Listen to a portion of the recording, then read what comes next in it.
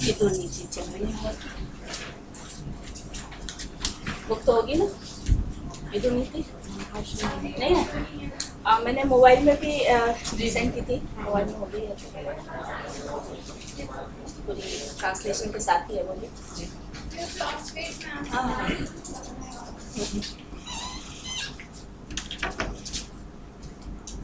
तो विदुर नीति में हम लोग क्या चर्चा कर रहे थे कि एक तरफ कौरव है, एक तरफ पांडव है, और कौरवों को इन्होंने अधर्म का एक वृक्ष उससे रूपक दिया और पांडवों को धर्ममय वृक्ष का रूपक दिया था। उसके बाद विदुर नीति जब शुरू हुई तो हमारा जो प्रकरण चला कि विदुर को उपदेश देने की आवश्यकता क्यों पड़ी। तो उसमें जो धृतराष्ट्र की स्थिति है वो विचारणीय थी। धृतराष्ट्र उस समय बड़ी बेचैनी का अनुभव कर रहे थे कि चिंता के कारण उनकी नींद तक उड़ गई थी। जैसे हम कहते थे ना, व्यक्ति बहुत अधिक चिंता में पड़ जाता है, एंग्जाइटी होती है, तो उसको काफ़ी फिजिकल चेंजेस होते हैं। उसमें सबसे पहले जो प्रॉब्लम आती है नींद ना आना। और तो नींद ना आने का क्या कारण है विदुर बताते हैं। तो उसी प्रक्रिया को हम आगे बढ़ाते हैं। क्या है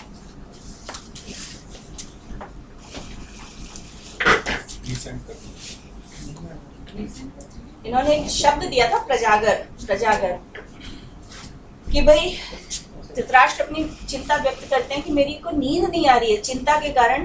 कल संजय क्या बोलेगा, पांडवों का क्या संदेश सुनाएगा, युद्ध होगा नहीं होगा, इसने उसकी नींद उड़ा दी है। तो संजय बुरा भला कहकर धृतराष्ट्र को चला जाता है कि मैं जो कुछ कहूँगा कल सभा में कहूँगा, और उस कारण से इतनी बेचैनी कि फिर वो अंत में विदुर को बुलाते हैं। तो 12वां पद्य एक बार देखकर फिर हम लोग आगे चलते हैं।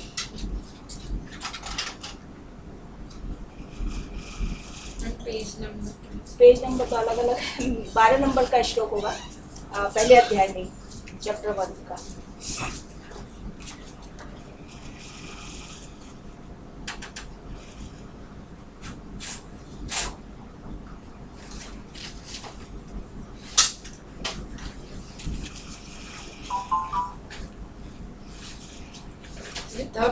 यतः प्राप्तः संजयः पांडवेभ्यो न मे यथावन मनसः प्रशांति सर्वेन्द्रियाण्य प्रकृतिं गतानि किं वक्ष्यति इत्येव मेत्य चिंता।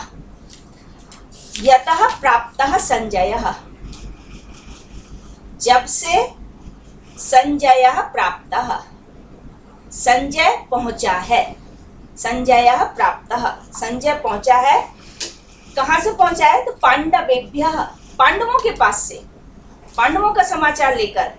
तो संजयः पांडवेभ्यः यतः प्राप्तः, पांडवों के पास से संजय जब से आया है, न में यथावन मनसः प्रशांति, तब से लेकर क्या हो गया?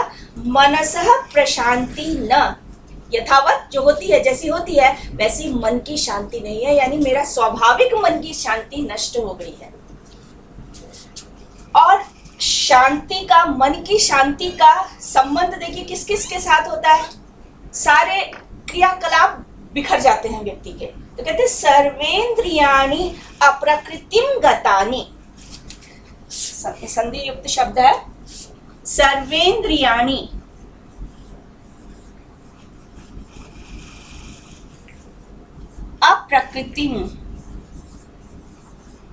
अप्रकृतिम गतानि, मेरी जितनी भी इंद्रियां हैं, सर्वाणि इंद्रियाणि, समस्त इंद्रियां अप्रकृतिम गतानि, उनकी जो प्रकृति है उससे अतिरिक्त अप्रकृतिम, बेचैनी को प्राप्त हो गई है।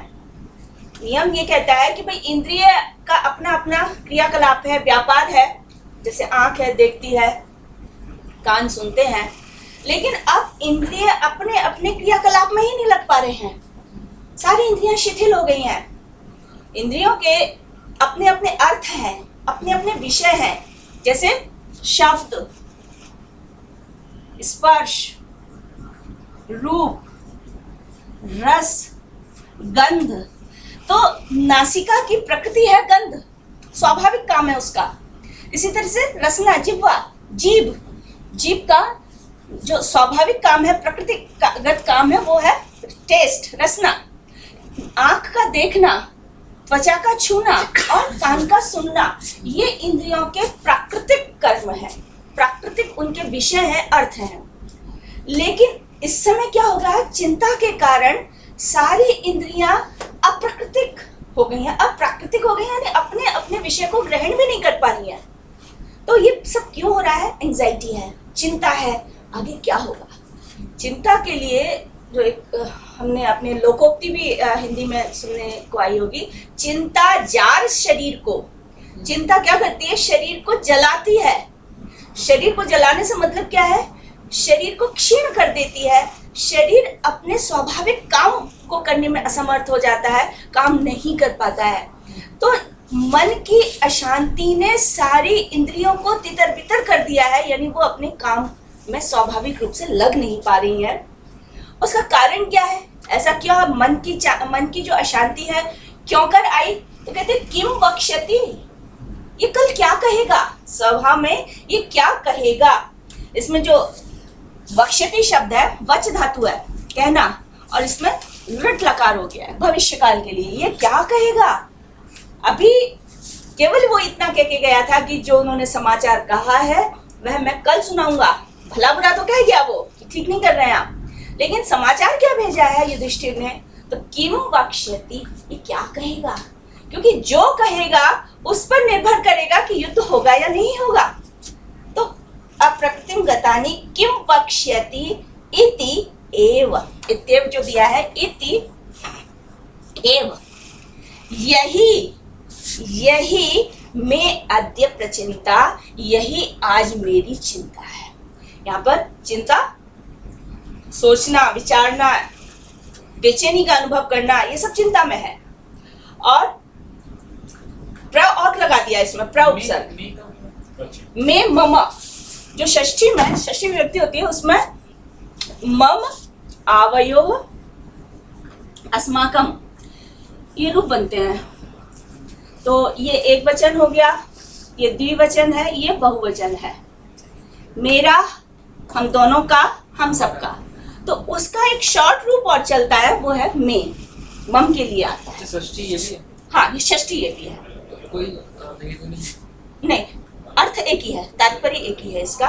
तो मेरी आज यही सबसे बड़ी चिंता है। तो चिंता में जो प्र उपसर्ग लगा है, प्र में चिंता की अधिकता, प्रकृष्ट चिंता, बढ़ी हुई चिंता, जिसने क्या कर दिया? प्रजागर, यानी जागरण का काम कर दिया है। रात उसकी जागते हुए जा रही है, नींद नहीं आ रही है। इसका कारण है प्रकृष्ट चिंता, बढ़ी हुई चिंता कि आगे ये क्या कहेगा। देखिए, सामान्य बात तो ये थी कि भाई दूध बनाकर उसको भेजा है तो समाचार तो वो लाएगा, लेकिन उस समाचार को सुनने में धृतराष्ट्र को इतनी बेचैनी क्यों हो रही है? क्योंकि वो गलत है, वो जानता है कि वो गलत कर रहा है, और वो ये सुनना चाहता है कि उसने यहाँ से जो शांति का प्रस्ताव भेजा था, उस शांति के प्रस्ताव में क्या कहा था? युधिष्ठिर युद्ध मत करो, देखो लोग तुम पर उंगली उठाएंगे। वो काम उसने दुर्योधन को नहीं समझाया, लेकिन युधिष्ठिर के पास ये संवाद भेजा था। अब युधिष्ठिर पर निर्भर करता है कि वो क्या समाचार, उसके बदले वो क्या संदेश भेज रहा है। तो युधिष्ठिर ने भी यही संदेश भेजा था कि मैं युद्ध के लिए भी तैयार हूँ, मैं जीवन भर आपकी सेवा के लिए भी तैयार हूँ। ये आप पर निर्भर करता है कि आप मेरे से क्या कराना चाहते हैं। तो और भी बहुत विस्तृत जो है संदेश था, लेकिन यही धृतराष्ट्र की चिंता का कारण था, कहीं ऐसा संदेश तो नहीं आ जाएगा जिससे युद्ध होगा। और स्वाभाविक है, युद्ध में पांडव चूंकि नीति का, सत्य का पक्ष रख ले रहे हैं, तो विजय तो अंत में नीति की ही होती है, सत्य की ही होती है। तो कहते हैं वक्ष्यति इति में अद्य प्रचिंता, आज मेरी सबसे बड़ी यही चिंता है। ठीक है, आगे देखते हैं। यहां तक धृतराष्ट्र के वचन थे। उसके बाद अब विदुर कहते हैं कि भाई ऐसी क्या बात आ गई, अचानक से रात में विदुर को बुलाया गया। तो विदुर और ये कहते हैं कि मेरी नींद खत्म हो गई है, मुझे नींद नहीं आ रही है चिंता के कारण।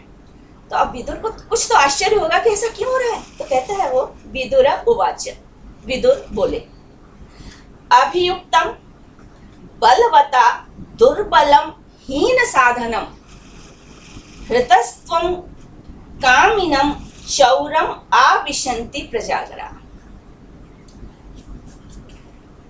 बलवता, बलवान शब्द है, बल से युक्त। बलवान किसे कहते हैं? जो अधिक सामर्थ्यशाली, केवल शारीरिक सामर्थ्य की बात नहीं, मानसिक आर्थिक सभी तरह से जो व्यक्ति संपन्न है वो बलवान।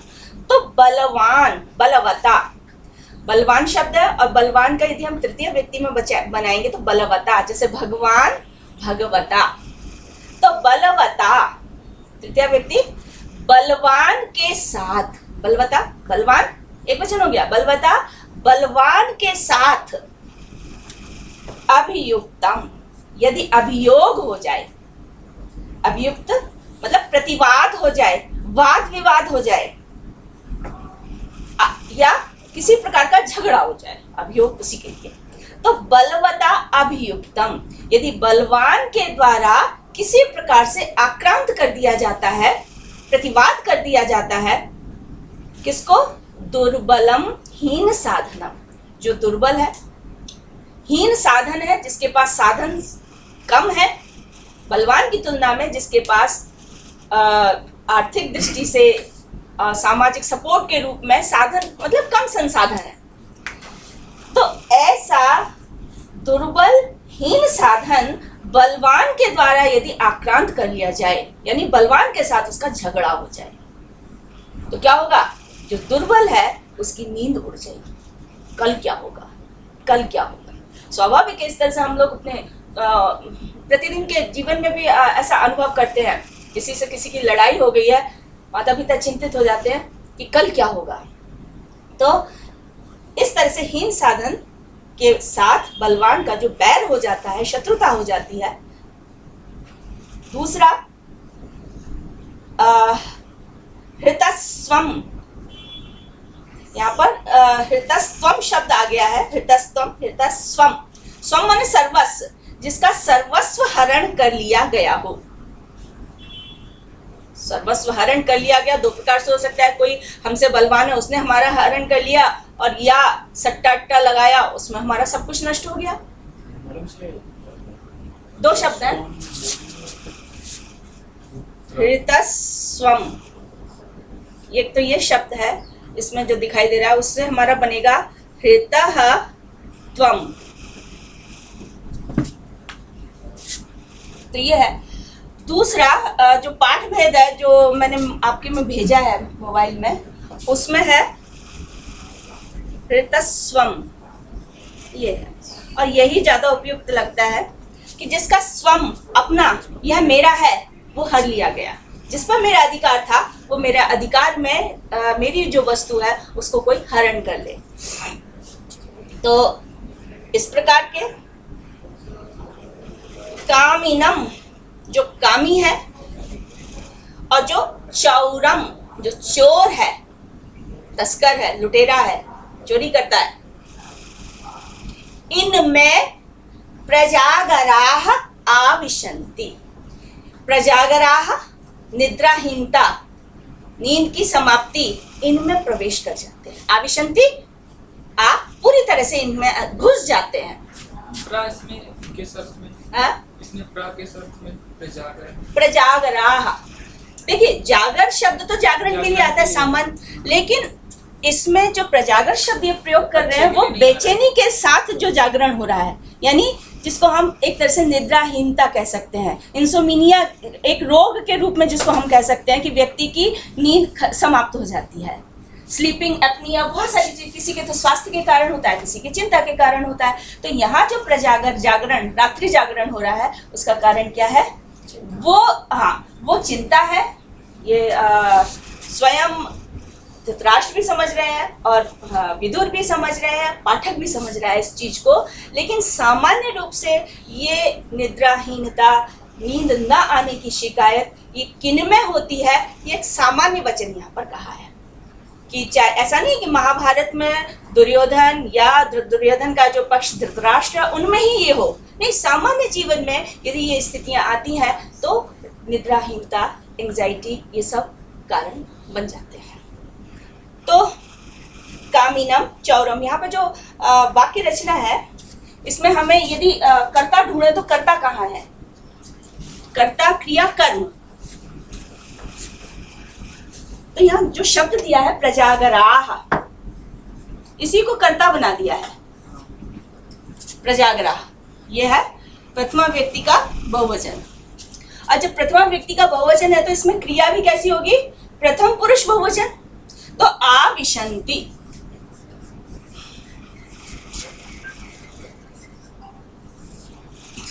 सामान्यतः हम विशंति शब्द का प्रयोग प्रवेश करना इस अर्थ में करते हैं, प्रउपसर्ग भी लगा देते हैं। तो प्रवेश, विश, घुसना, विश माने घुसना, अंदर जाना, उसी को भी प्रवेश कह रहे हैं। आ माने पूरी तरह से कब्जे में लेकर जबरदस्ती घुस जाना। तो आविशंति, रोको तो भी नहीं रुकती हैं, आ ही जाती हैं, प्रवेश कर जाती हैं। तो किसमें? जैसे मैं कहूं इस कमरे में प्रवेश करना, तो अस्मिन कक्षायाम, कक्षा के अंदर, अस्याम कक्षायाम, अस्याम कक्षायाम, अस्मिन कक्षे। हम विशंति का ऐसा प्रयोग नहीं कर सकते, यानी सप्तमी नहीं लगा सकते। विश धातु के योग में जहां प्रवेश किया जाता है उसमें सप्तमी ना होकर द्वितीय विभक्ति का प्रयोग होता है। इसलिए देखिए, अभियुक्तम आविशन्ति, चौरम आविशन्ति, कामिनम आविशन्ति। कामी में प्रवेश कर जाते हैं प्रजागर, चोर में प्रवेश कर जाते हैं, अभियुक्त जो किया गया है बलवान के द्वारा उसमें प्रवेश कर जाते हैं, और अब जिसका सर्वस्व अपहरण कर लिया गया है उसमें प्रवेश कर जाते हैं। तो इसलिए प्रवेशन की क्रिया में, अभी मैं जैसे कहूं कि इस कक्षा में प्रवेश करो, तो अस्याम कक्षायाम नहीं होगा, इमाम कक्षाम प्रविश, इस कक्षा में प्रवेश। प्रवेशन्ति होगा तो ये द्वितीय विभक्ति का प्रयोग होगा, सप्तमी का नहीं होता है। नहीं तो सामान्यतः हम हिंदी कर रहे हैं तो मैं शब्द आ रहा है ना कक्षा में, तो में, पर, पे ऐसे कारक चिन्ह आते हैं तो हम सप्तमी विभक्ति का प्रयोग करते हैं क्योंकि अधिकरण मानते हैं। लेकिन इस अधिकरण में भी द्वितीय विभक्ति का प्रयोग होता है विश धातु के योग में। तो ये था हृतस्त्वं कामिनम चौरम आविशन्ति। और इसका कारण क्या है? इसका कारण भाई ठीक है कि दुर्बल जो है वो हीन साधन है, बलवान के द्वारा जिसको कंट्रोल कर लिया गया है या जिस पर प्रहार किया गया है बलवान के द्वारा, तो उसकी नींद उड़ जाती है। इसका कारण क्या है? डर, भय, भय के कारण। तो खाली चिंता ही कारण नहीं है, उस चिंता का कारण भी और हो सकता है, जैसे भय के कारण हुई चिंता, भय के कारण चिंता, लालच के कारण हुई चिंता। जो चोर है दूसरे के धन का आहरण करेगा, उसको आशंका रहती है कि दिन में करूंगा तो पकड़ा जाऊंगा, इसलिए रात्रि में करता है, और रात्रि में करने के लिए उसको जगना पड़ेगा, इसलिए प्रजागर उसमें भी प्रवेश कर जाता है। तो भय, चोरी, आशंका, ये चीजें मिलकर व्यक्ति के लिए एक एंजाइटी क्रिएट कर देती है और व्यक्ति परेशान हो जाता है, और उसका सुख, चैन, नींद का जाना बड़ी बात नहीं है, नींद समाप्त हो जाना बड़ी बात नहीं है, उसके कारण से जो बेचैनी होती है, जो व्यक्ति की कार्य क्षमता प्रभावित हो जाती है। क्योंकि यदि किसी को रात्रि जागरण की आदत है और रात्रि में जगने के बाद भी वह सुबह अपने कार्यों में लगा हुआ है, तो क्या परेशानी? कोई परेशानी नहीं। तो इसलिए जो धृतराष्ट्र बेचैनी अनुभव कर रहा है उसका कारण केवल प्रजागर नहीं है, चिंता है। उस चिंता को कैसे निवारण किया जाए, उसका ट्रीटमेंट क्या हो, उस ट्रीटमेंट के लिए विदुर को बुलाया गया है। तो विदुर ये कारण बताते हैं कि इन कारणों से व्यक्ति को निद्राहीनता का रोग लग जाता है या उसकी नींद चली जाती है। आगे देखिए, थोड़ा हिंट भी देता है विदुर, भाई इन बातों को कहने का उद्देश्य क्या है, विदुर क्यों ये बात कह रहा है। भाई सोच लीजिए आप इस किस कैटेगरी में आ रहे हैं। तो ये कहता है आगे, कचित एतैर महादोषैर न स्पृष्टोसी नराधिप। कच्चिदेतैर्महादोषैर् न स्पृष्टोऽसि नराधिप कच्चिच्च परिवृत्तेषु गृध्यन् न परितप्यसे। कच्चित, अभी लिखा कैसे हुआ है समझ नहीं। मैं इसको अलग अलग कर देती हूँ।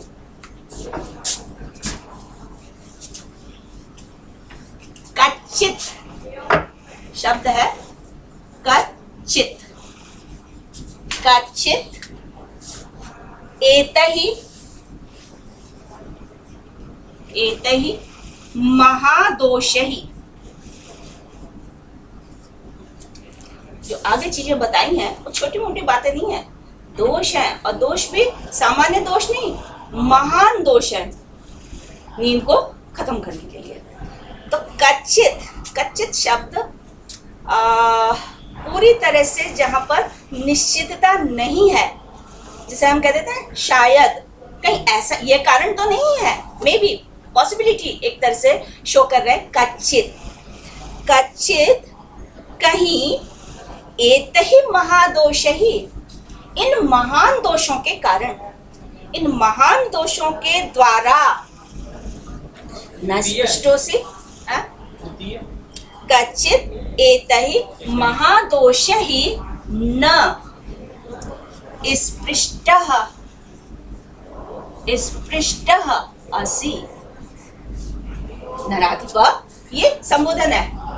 हे नराधिप, हे राजन, नरानाम अधिपः, मनुष्यों का जो स्वामी है राजा। हे राजन, कहीं इन महादोषों ने तो आपको अपने संपर्क में नहीं ले लिया है, स्पर्श कर लिया है। इन दोषों के द्वारा आप स्पर्श तो नहीं कर लिए गए हो। एग्जैक्ट जो इसका अनुवाद है वो यह बन रहा है कि हे राजन, कहीं इन महान दोषों के द्वारा आप स्पर्श तो नहीं कर लिए गए हो, यानी इन्होंने आपको टच तो नहीं कर दिया।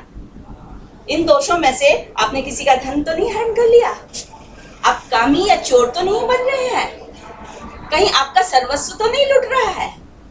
आप, यानी हिंट दिया है इसमें एक छोटा सा, इसको संस्कृत में कहते हैं व्यंग्य। व्यंग्य शब्द और कटाक्ष शब्द दो संस्कृत में काव्य शास्त्र में बहुत प्रचलित है, व्यंग्य और कटाक्ष। और इन दोनों को हम एक अर्थ में नहीं लेते। हिंदी में तो ये एक अर्थ में ले लिए जाते हैं, किसी पर टॉन्टिंग करना, व्यंग्य करना, कटाक्ष करना। संस्कृत में व्यंग्य अलग है, कटाक्ष अलग है। कटाक्ष को तो हम टॉन्टिंग कह सकते हैं, लेकिन व्यंग्य क्या है कि कोई वाक्य कहा गया उसमें कोई असंगति तो नहीं लग रही है, मतलब हमारे अर्थ उससे जो कहा जा रहा है उस अर्थ की संगति तो बैठ रही है, लेकिन जो श्रोता है उस पर रुक नहीं रहा है, उस अर्थ को ग्रहण नहीं कर रहा, उससे आगे जाकर कोई दूसरा अर्थ ले लेता है। मैंने एक दिन उदाहरण दिया था, सूर्य अस्त हो गया, सूर्य अस्त हो गया। प्राचीन काल में जैसे सूर्य अस्त होता था पढ़ाई बंद हो जाती थी, बोले सूर्य अस्त हो गया यानी पढ़ाई बंद कर दो। एक सेनापति अपने सैनिक से कहता है देखो सूर्य अस्त हो गया, अर्थ बदल गया, क्या शत्रु पर आक्रमण करो। एक दुकानदार अपने सेवक को कह रहा है देखो सूर्य अस्त हो गया, तो दुकान बंद करने का समय हो गया। ग्वाला अपने साथी को कह रहा है सूर्य अस्त हो गया यानी गायों को वापस ले चलने का समय हो गया। तो कैसा कॉन्टेक्स्ट है, कैसा प्रसंग है, उस प्रसंग के अनुसार वैसा वैसा अर्थ ले लिया जाएगा। लेकिन सूर्य अस्त हो गया, इसमें कोई असंगति है? अर्थ को ग्रहण करने में कोई परेशानी हो रही है? नहीं, अर्थ तो बैठ रहा है क्योंकि सूर्य अस्त हो रहा है। तो सूर्य अस्त हो गया, यहाँ पर ये पहला अर्थ तो इसको हम कह देते हैं वाच्यार्थ। ये अर्थ कहलाता है जो शब्दशः निकल के आता है, जो लोक प्रसिद्ध होता है, जिसके सामने कहोगे वो यही अर्थ लेगा, वो होता है वाच्य। लेकिन हम प्रसंग से दूसरे दूसरे जो अर्थ ले रहे हैं वो क्या है? वो है व्यंग्य, मतलब सजेस्टिव मीनिंग जिसको हम कह रहे हैं, उस शब्द का नहीं है, लेकिन हम ग्रहण वही कर रहे हैं।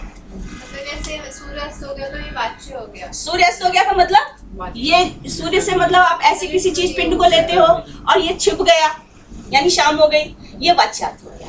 लेकिन शत्रु पर आक्रमण करो तो ये व्यंग्य हो गया। ये हमने किस वाक्य से लिया? सूर्यास्त हो गया से। लेकिन किसी भी शब्द का जो सूर्य अस्त हो गया में जो शब्द प्रयोग किए गए हैं, इनमें से कोई भी शब्द का अर्थ ये है क्या शत्रु पर आक्रमण करो, दुकान बंद करो? तो ये कहां से आया?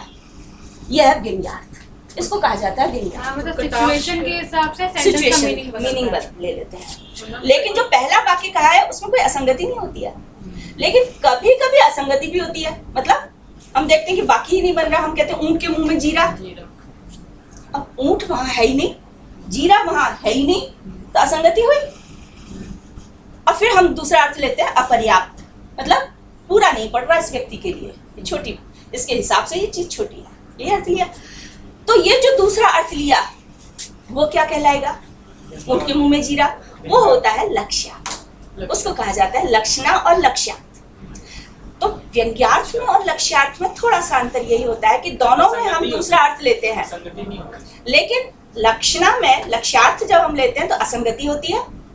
जो हमारा पहला अर्थ होता है वो घटता नहीं है, घटित नहीं हो रहा होता है, शब्दों में फिट नहीं बैठता है, और इसलिए हमें दूसरा अर्थ लेना पड़ता है। लेकिन जब व्यंग्यार्थ हम लेते हैं तो व्यंग्यार्थ में पहले अर्थ में कोई असंगति तो नहीं आती है, लेकिन फिर भी जो वक्ता या श्रोता है उसका उसमें तात्पर्य नहीं होता है, वो और आगे बढ़ जाता है।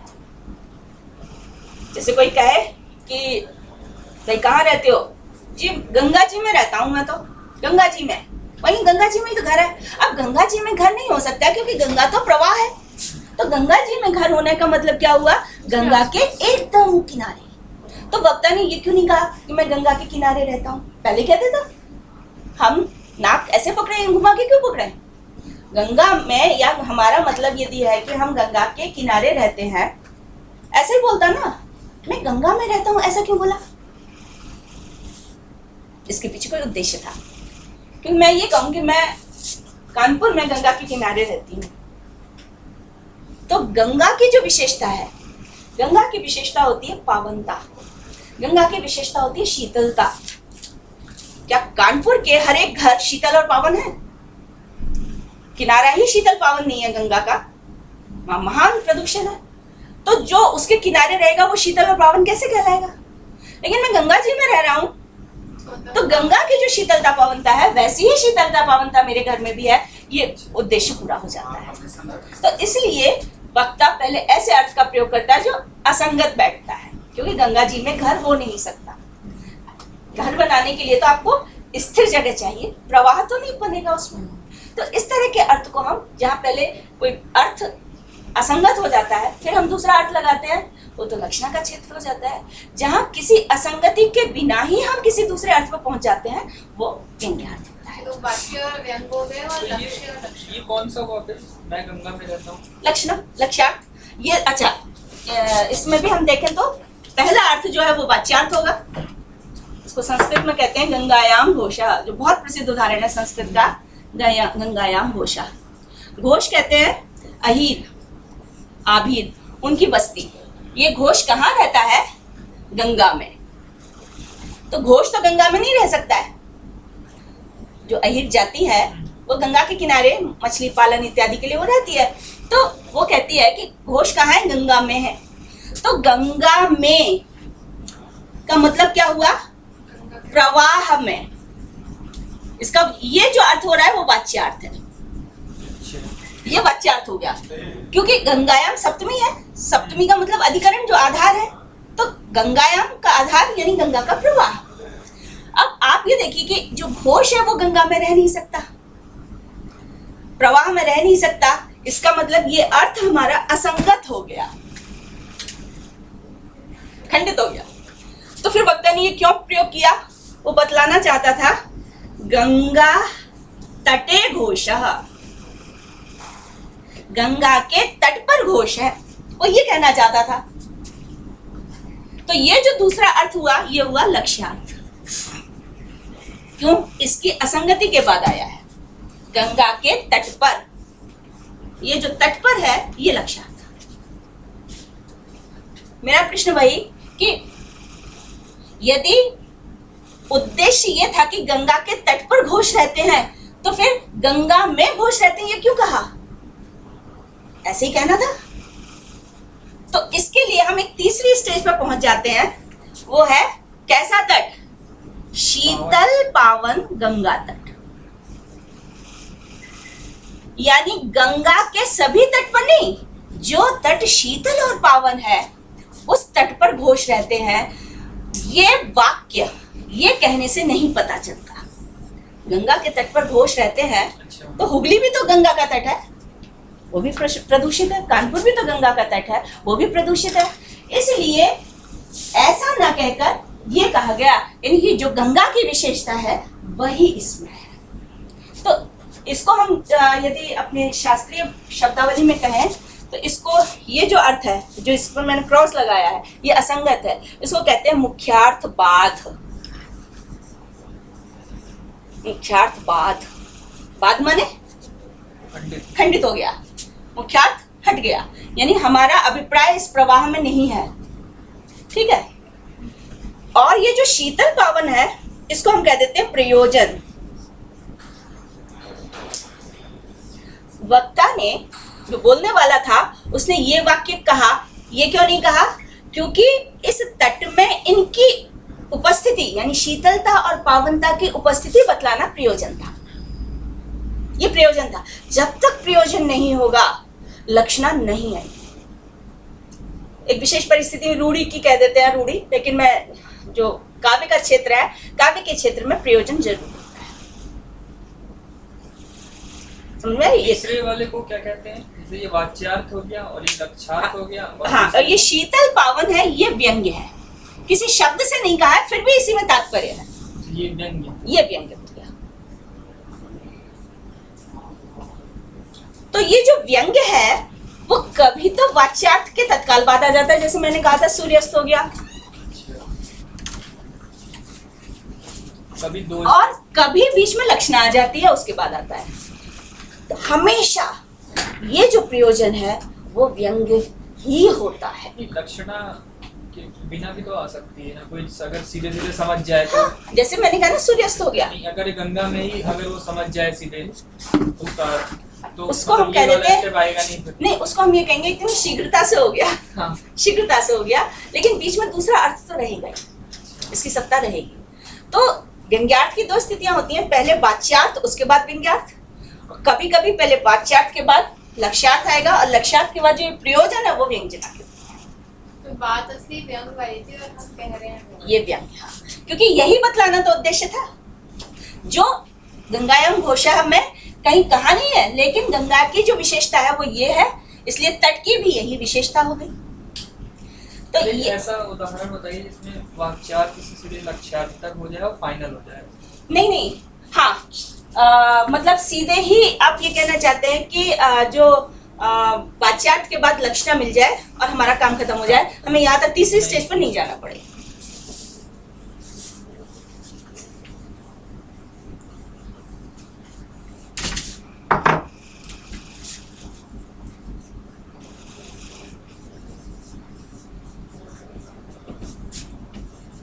कार्य में कुशल,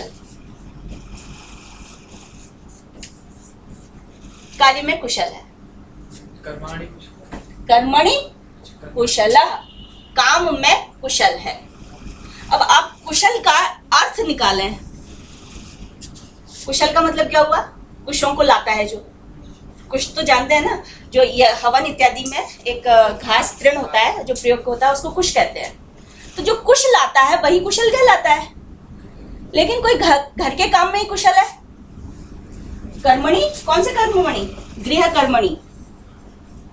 इसलिए बोलते हैं क्योंकि जो कुश होती है वो बहुत पैनी होती है, मतलब तीखी के उस संदर्भ में कहा है। मतलब वो वाला सेंस तो हमने लिया ही नहीं, हमें है ना? पता ही नहीं था। पता नहीं था ना। कर्मणि कुशल लिया तो हम समझ गए कि वो कह रहा है कि काम में हाँ, कुशल। तो इस तरह से लक्षणा दो होती हैं। एक रूढ़ी लक्षणा होती है, एक प्रयोजनवती लक्षणा होती है। रूढ़ी लक्षणा में लक्षणा पर ही हमारा काम समाप्त हो जाता है। ठीक है ना? जो दूसरा अर्थ लिया वहां पर ही दक्ष, कुशल का हमने अर्थ क्या लिया? दक्ष या निपुण, यही अर्थ तो हमने है। तो दक्ष और निपुण अर्थ लेते ही हमारा काम खत्म हो गया, उसके बाद हमें जाने की जरूरत नहीं है। ये रूढ़ी लक्षणा कहलाती है। रूढ़ी कहते हैं, सीधे सीधे पता चल गया। रूढ़ी कहते हैं प्रसिद्धि को। रूढ़ी शब्द का अर्थ होता है प्रसिद्धि।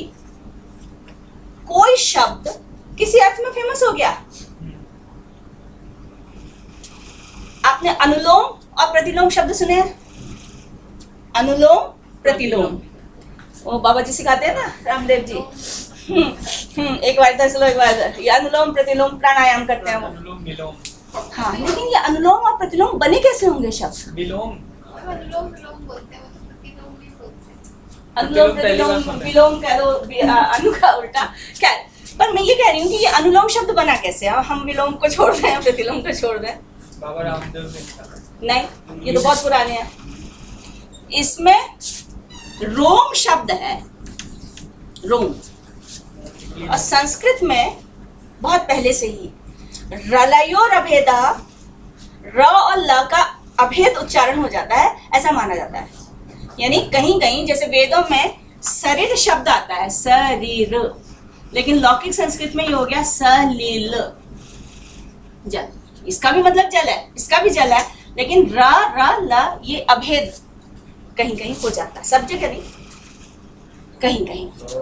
हाँ, इसी तरह से जो र और ल इनमें अभेद हो जाता है। जैसे अग्नि मीड़े ऐसा आता है वेद में, मीड़े मीले कोई बोल देता है, कोई मीड़े बोल देता है। मराठियों में इस तरह से लिखा जाता है इसको, इन दोनों का मिक्सचर हो जाता है। तो ये जो रोम है वो वास्तव में ल हो गया, लोम। लोम किसे कहते हैं? रोम। रोंगटे। हमारे ये जो रोंगटे हैं शरीर के क्या कहलाते हैं? कोई इनको रोम बोलता है, कोई लोम बोलता है। इसमें अनु उपसर्ग लग गया तो अनुलोम हो गया। अनु का क्या? अनु का मतलब होता है फेवरेबल। जैसे ये रोंगटे हैं, रोंगटे जाड़े में खड़े हो जाते हैं, आपने सबने अनुभव किया होगा। तो हम कहते हैं रोंगटे, रोमांच हो गया, रोंगटे खड़े हो गए। इन रोंगटों में यदि हम मसाज करें, मालिश करें, तो कैसे होती है? इनकी एक स्वाभाविक गति होती है। यदि उसके अपोजिट करेंगे तो रोंगटे खड़े हो जाए, उखड़ेंगे, कष्ट होगा शरीर को। यानी जिनके द्वारा जिस प्रकार की क्रिया से शरीर के रोमों को कष्ट हो रहा है वो तो हो गया प्रतिलोम, और उसी के अकॉर्डिंग यदि हम कर रहे हैं, जिधर की तरफ उनका झुकाव है उसी तरफ से कर रहे हैं, यानी उनको कष्ट नहीं हो रहा है, वो हो गया अनुलोम। तो ऐसे जब सांस लेते हैं ना तो कष्ट होता है ना कुछ होता है। वो उन्होंने नहीं, तो आप ये देखिए ना कि आज हम अनुलोम और प्रतिलोम शब्द प्रयोग कर रहे हैं, लेकिन उनमें रोम शब्द, ये जो रोंगटा है उसका अर्थ ही नहीं रहा, उसका तो अर्थ ही नहीं रहा। किस लिए है ये?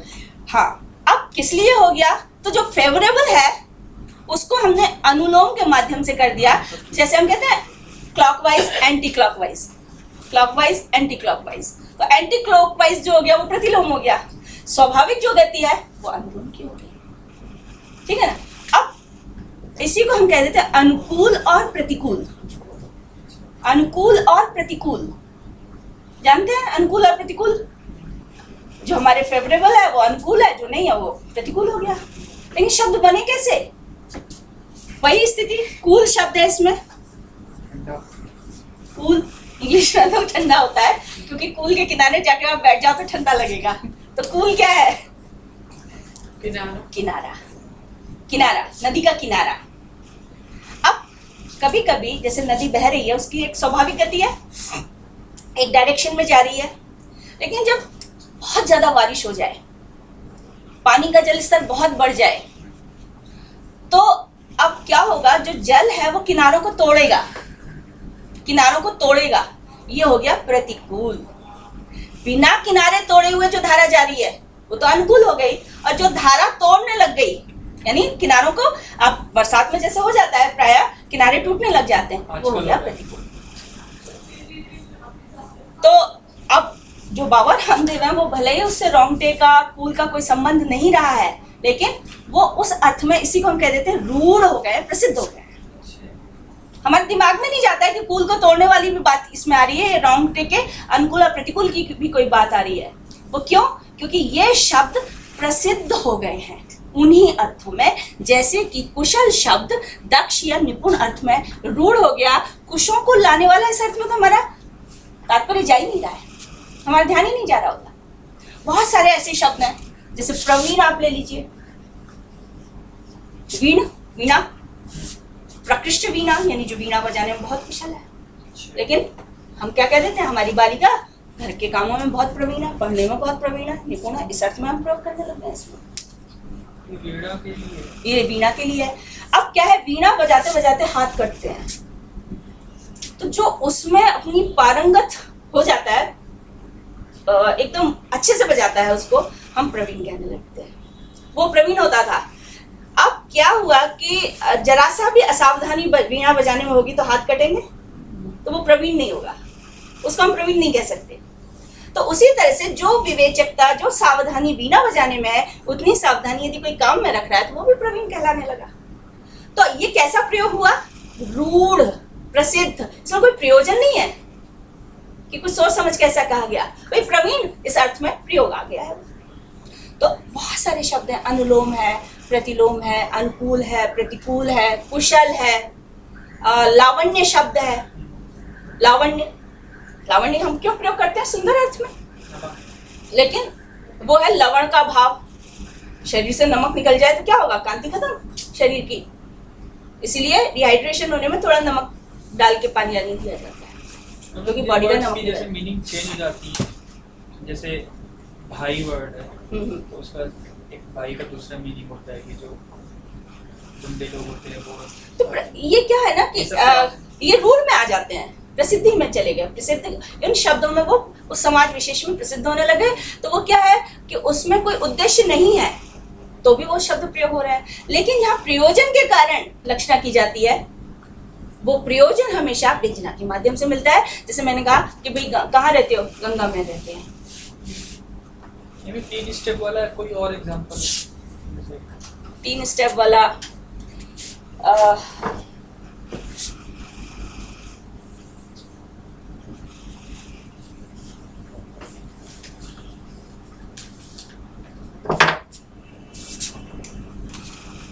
निश्वास से अंधा दर्पण।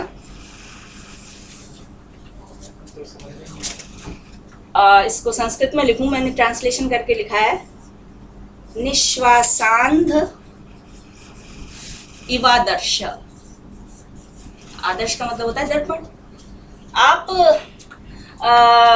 दर्पण सबको हम जानते हैं, यानी मिरर, ग्लास जिसमें हम शक्ल देखते हैं मिरर में, वो दर्पण है।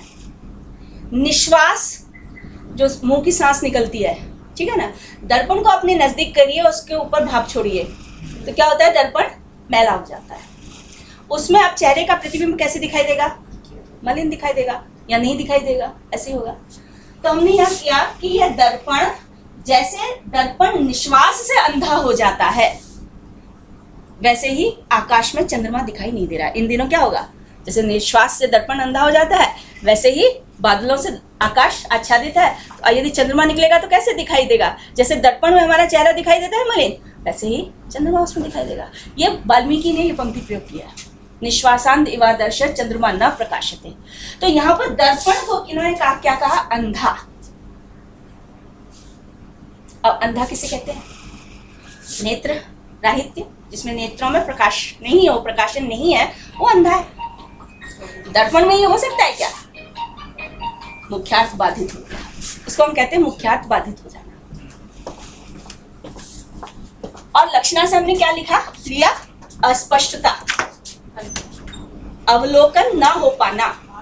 राइट, क्या जिस तरह से नेत्र में प्रकाशन शक्ति नहीं है तो क्या होगा, अंधकारी रहेगा व्यक्ति के लिए, वो वस्तु को प्रकाशित होता देख नहीं सकता। तो यहाँ पर अंधा शब्द, नेत्र राहित्य, ये तो मुख्य अर्थ है, इसमें हमें आवश्यकता ही नहीं, क्योंकि दर्पण के तो नेत्र होते नहीं है, दर्पण के नेत्र होते नहीं है, तो असंगति हो गई, मुख्यार्थ बाधित हो गया। फिर लक्षणा से हमने लिया कि भाई अंधा व्यक्ति क्या होता है, उसके लिए प्रकाश नहीं होता, तो इसलिए दर्पण में मुख प्रकाशित नहीं हो रहा है, दर्पण में वो सामर्थ्य नहीं है कि मुख को प्रकाशित कर सके। तो हमने लक्षणा से प्रकाशन शक्ति, ये हमने लक्षणा से लिया। इसके पीछे उद्देश्य भी है।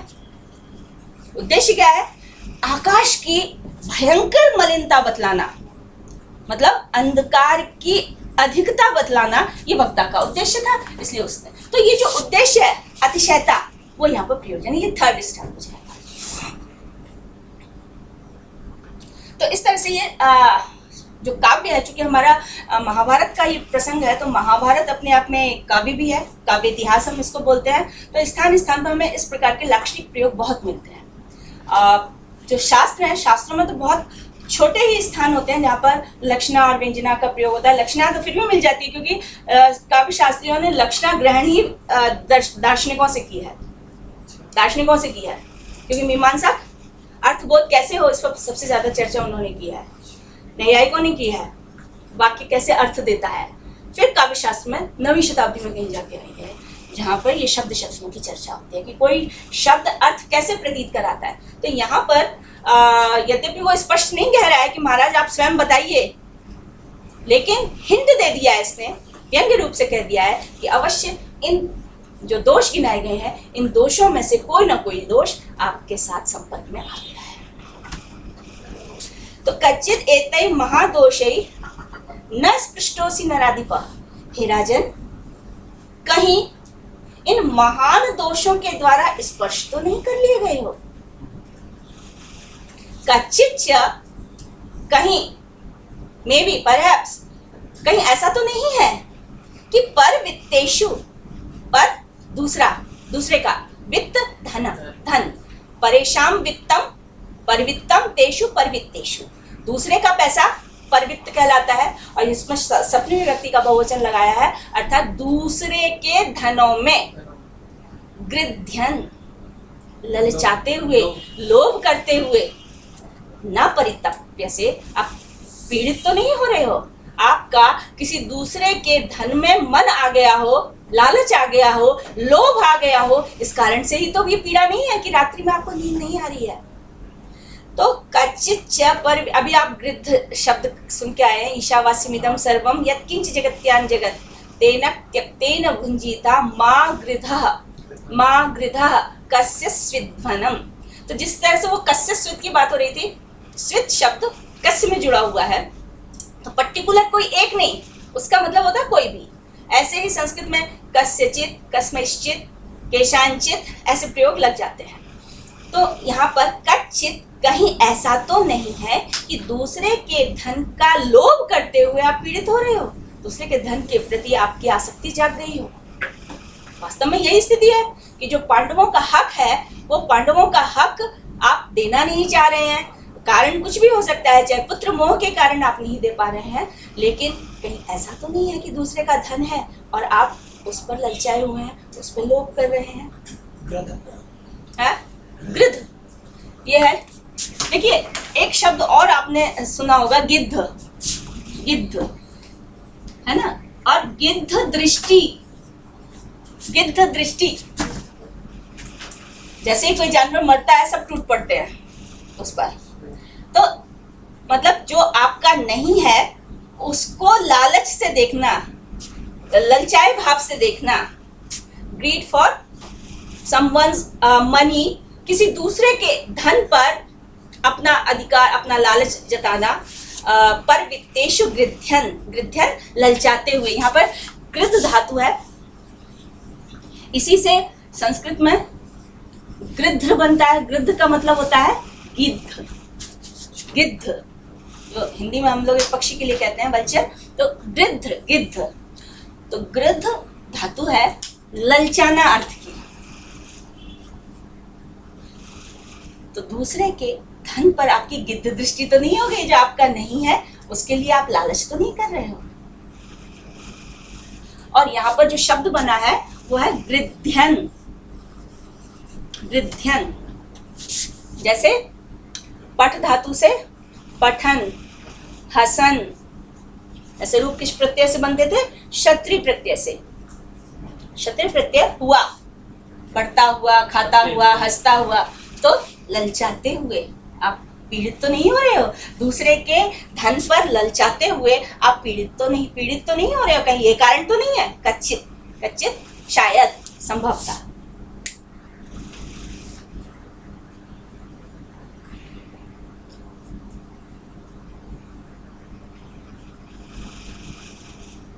तो जो पहले के श्लोक में दोष गिनाए थे, उनको वो सामान्य दोष ना क्योंकि महादोष कह रहे हैं और एक आशंका बीच में डाल रहे हैं, तो ऐसा तो नहीं हो रहा है। धृतराष्ट्र उवाच, अब धृतराष्ट्र उत्तर देते हैं। विदुर में इतना साहस है, यद्यपि राजा है और बड़ा भाई है, लेकिन फिर भी वो सत्य बोलने का साहस रखते हैं। ये बात धृतराष्ट्र भली भांति जानते हैं। बड़े आश्चर्य की बात है कि वो अपनी समस्या का समाधान विदुर से चाहते हैं। भीष्म को नहीं बुलाया उन्होंने, भीष्म से नहीं संपर्क किया, द्रोणाचार्य से नहीं किया, कृपाचार्य से नहीं किया, जो उस समय के बड़े बड़े अधिकारी हुआ करते थे धृतराष्ट्र के, उनसे वो विचार विमर्श नहीं कर रहे हैं, विदुर से कर रहे हैं। तो उसका कारण वो खुद बताते हैं ऐसा क्यों है। श्रोतुम इच्छामि ते धर्म्यम परम नैश्रेयसं वचः अस्मिन् राजर्षि वंशे हि त्वमेकः प्राज्ञ सम्मतः। 15वां श्लोक है ये। धृतराष्ट्र बोले, श्रोतुम इच्छामि ते वचः, मैं ते वचः श्रोतुम इच्छामि, ते वचः श्रोतुम इच्छामि, मैं तुम्हारे वचनों को सुनना चाहता हूँ। श्रोतुम तुम प्रत्यय, इच्छा मैं पढ़ना चाहता हूँ, मैं खेलना चाहता हूँ, तो इच्छामि शब्द का हम प्रयोग करते हैं, और उसके साथ पढ़ना खेलना तो पठितुम, क्रीडितुम, हसितुम, तो श्रोतुम मैं सुनना चाहता हूँ, ते वचः तुम्हारे वचन। कैसे वचन उनकी? ते वचः। अच्छा, लास्ट में हाँ, ये शब्द एक्चुअली नपुंसक लिंग है, वचस शब्द है, वचस। तो वचः वचसी वचांसी, वचः वचसी वचांसी, है ना? द्वितीया में यूज हो रहा है। तो द्वितीया, मैं तुम्हारे वचन सुनना चाहता हूँ। अब यहाँ पर सामान्य वचन नहीं है, बल्कि सजेशंस हुआ, मतलब कैसे मेरी नींद चली गई, इस नींद को दूर करने के लिए क्या किया जाए, वो सजेशन लेना चाह रहे हैं।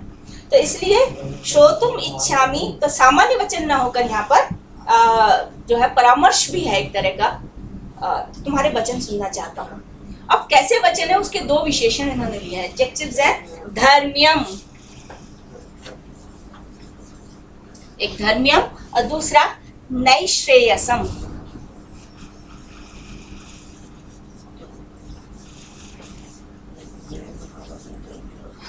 धर्म्यम, धर्मेण प्राप्यम, जो धर्मानुसार है वो वचन। ऐसा नहीं कि राजा को खुश करने के लिए कुछ भी बोल दो, जो धर्म सम्मत है, जो करणीय है। धर्म शब्द आचार, कर्तव्य, इस अर्थ में संस्कृत में प्रयुक्त होता रहा है। तो जो धर्म है, धर्मेण प्राप्यम, धर्म से प्राप्त हो रहा है, यानी जो शिष्टाचार परंपरा जो इस संबंध में उचित है कहती है, वही तुम बताओ। धर्म सम्मत बात होनी चाहिए। और धर्म सम्मत होती हुई भी क्या है? नैश्रेयसम, श्रेयस कल्याण, निश्रेयस परम कल्याण, तो परम कल्याण करने वाला नैश्रेयसम। देखिए शब्द तो वास्तव में है निश्रेयस, निश्रेयस। इनका क्या मतलब है? समग्रता के साथ। एक्चुअली आप वैशेषिक दर्शन पढ़ते हैं, वैशेषिक दर्शन में वैशेषिक जो सूत्र है उसकी स्टार्टिंग कहाँ से होती है? इतो अभ्युदय निश्रेय सिद्धि सधर्म, धर्म की परिभाषा इन्होंने की है। अर्थात तो धर्म जिज्ञासा, और फिर धर्म क्या है? तो इतोभ्युदय निश्रेयस सिद्धि सधर्म, जो इस लोक में अभ्युदय और परलोक में कल्याण, जो लौकिक और पारलौकिक, इस लोक की और इस लोक के बाद होने वाली जो गति है, उन दोनों को ही प्राप्त कराए, वो धर्म कहलाता है। तो ये उन्होंने अपने वैशेषिक दर्शन सम्मत परिभाषा को प्रस्तुत किया है धर्म का। तो निश्रेयस, जो पारलौकिक उन्नति होती है, मरने के बाद जो व्यक्ति की सद्गति है, उसको वो निश्रेयस कह रहा है। तो यहाँ पर धर्म सम्मत हो, और कभी कभी धर्म सम्मत होते हुए व्यक्ति का यदि हमारे मन का नहीं है, वो हमें कष्ट देने लगता है, तो इसलिए ऐसा नहीं है, वो निश्रेयस भी होना चाहिए, मेरे लिए कल्याण कारक भी हो, तो निश्रेयस कल्याण कारक। हाँ, तो ये क्या है? निश्रेयस शब्द है, और इसमें जब अण प्रत्यय लग जाता है तो उसमें आगे में वृद्धि हो जाती है, वो बन जाता है नहीं श्रेयस, और ये सब पूरा हो जाता है। निश्रेयस यानी निश्रेय संबंधी, निश्रेय को देने वाला, कल्याण को देने वाला। तो सामान्य श्रेय तो किसी भी प्रकार का लौकिक कल्याण हो सकता है, उसमें जो नी उपसर्ग लग गया है वो समग्रता का बोध करा रहा है, पूर्ण कल्याण, समग्रता के साथ कल्याण। जैसे और शब्द जैसे हाँ, सुशब्द सौशब्द, जैसे सुशब्द है, सु माने अच्छा शब्द, उसको जब हम भाववाचक संज्ञा बनाएंगे तो वो बन जाएगा सौशब्द। तो इसमें ण्यत प्रत्यय है, वो ण्यत हो जाता है। ण्यत में भी संस्कृत में एक आप ध्यान रखिएगा, कई प्रत्यय ऐसे हैं जिनमें ण की इत संज्ञा होती है। ण की इत संज्ञा तो आपने पढ़ी है, मतलब उसको यूज नहीं करते हैं, प्रत्यय बनाने में लेते तो हैं वो शब्द, लेकिन फिर उसका लोप कर देते हैं। जब कहते हैं ना अयुण रिल रिक एयुण, सब जगह जो हलंत आ रहा है वो इत हो रहा है। अयुण का मतलब क्या हुआ, अ ई उ, हमने ना को हटा दिया, लास्ट वाला हटता जाता है ना। तो आपने कहा यण संधि, यण संधि। अब यण क्या है,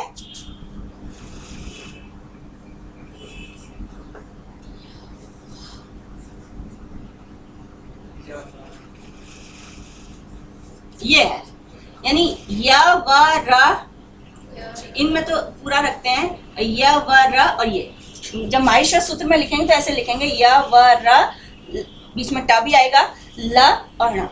तो जब हम कहते हैं यण तो आदि अंत्यन संहिता, यहाँ से हम इसको पूरा लेते हैं, लेकिन जो हलंत हैं वो ये तो हो जाते हैं, उनको हटा देते हैं। तो यण में क्या है, य व र ल, ये आते हैं।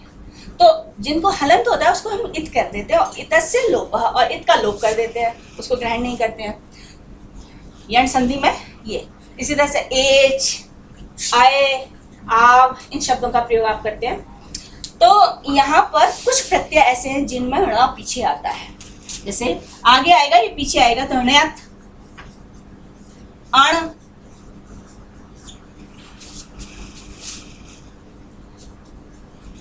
अब इसमें क्या है, ये भी इत होता है, ये भी इत होता है, ये बचता है, इसमें ये इत हो जाता है, अ बचता है।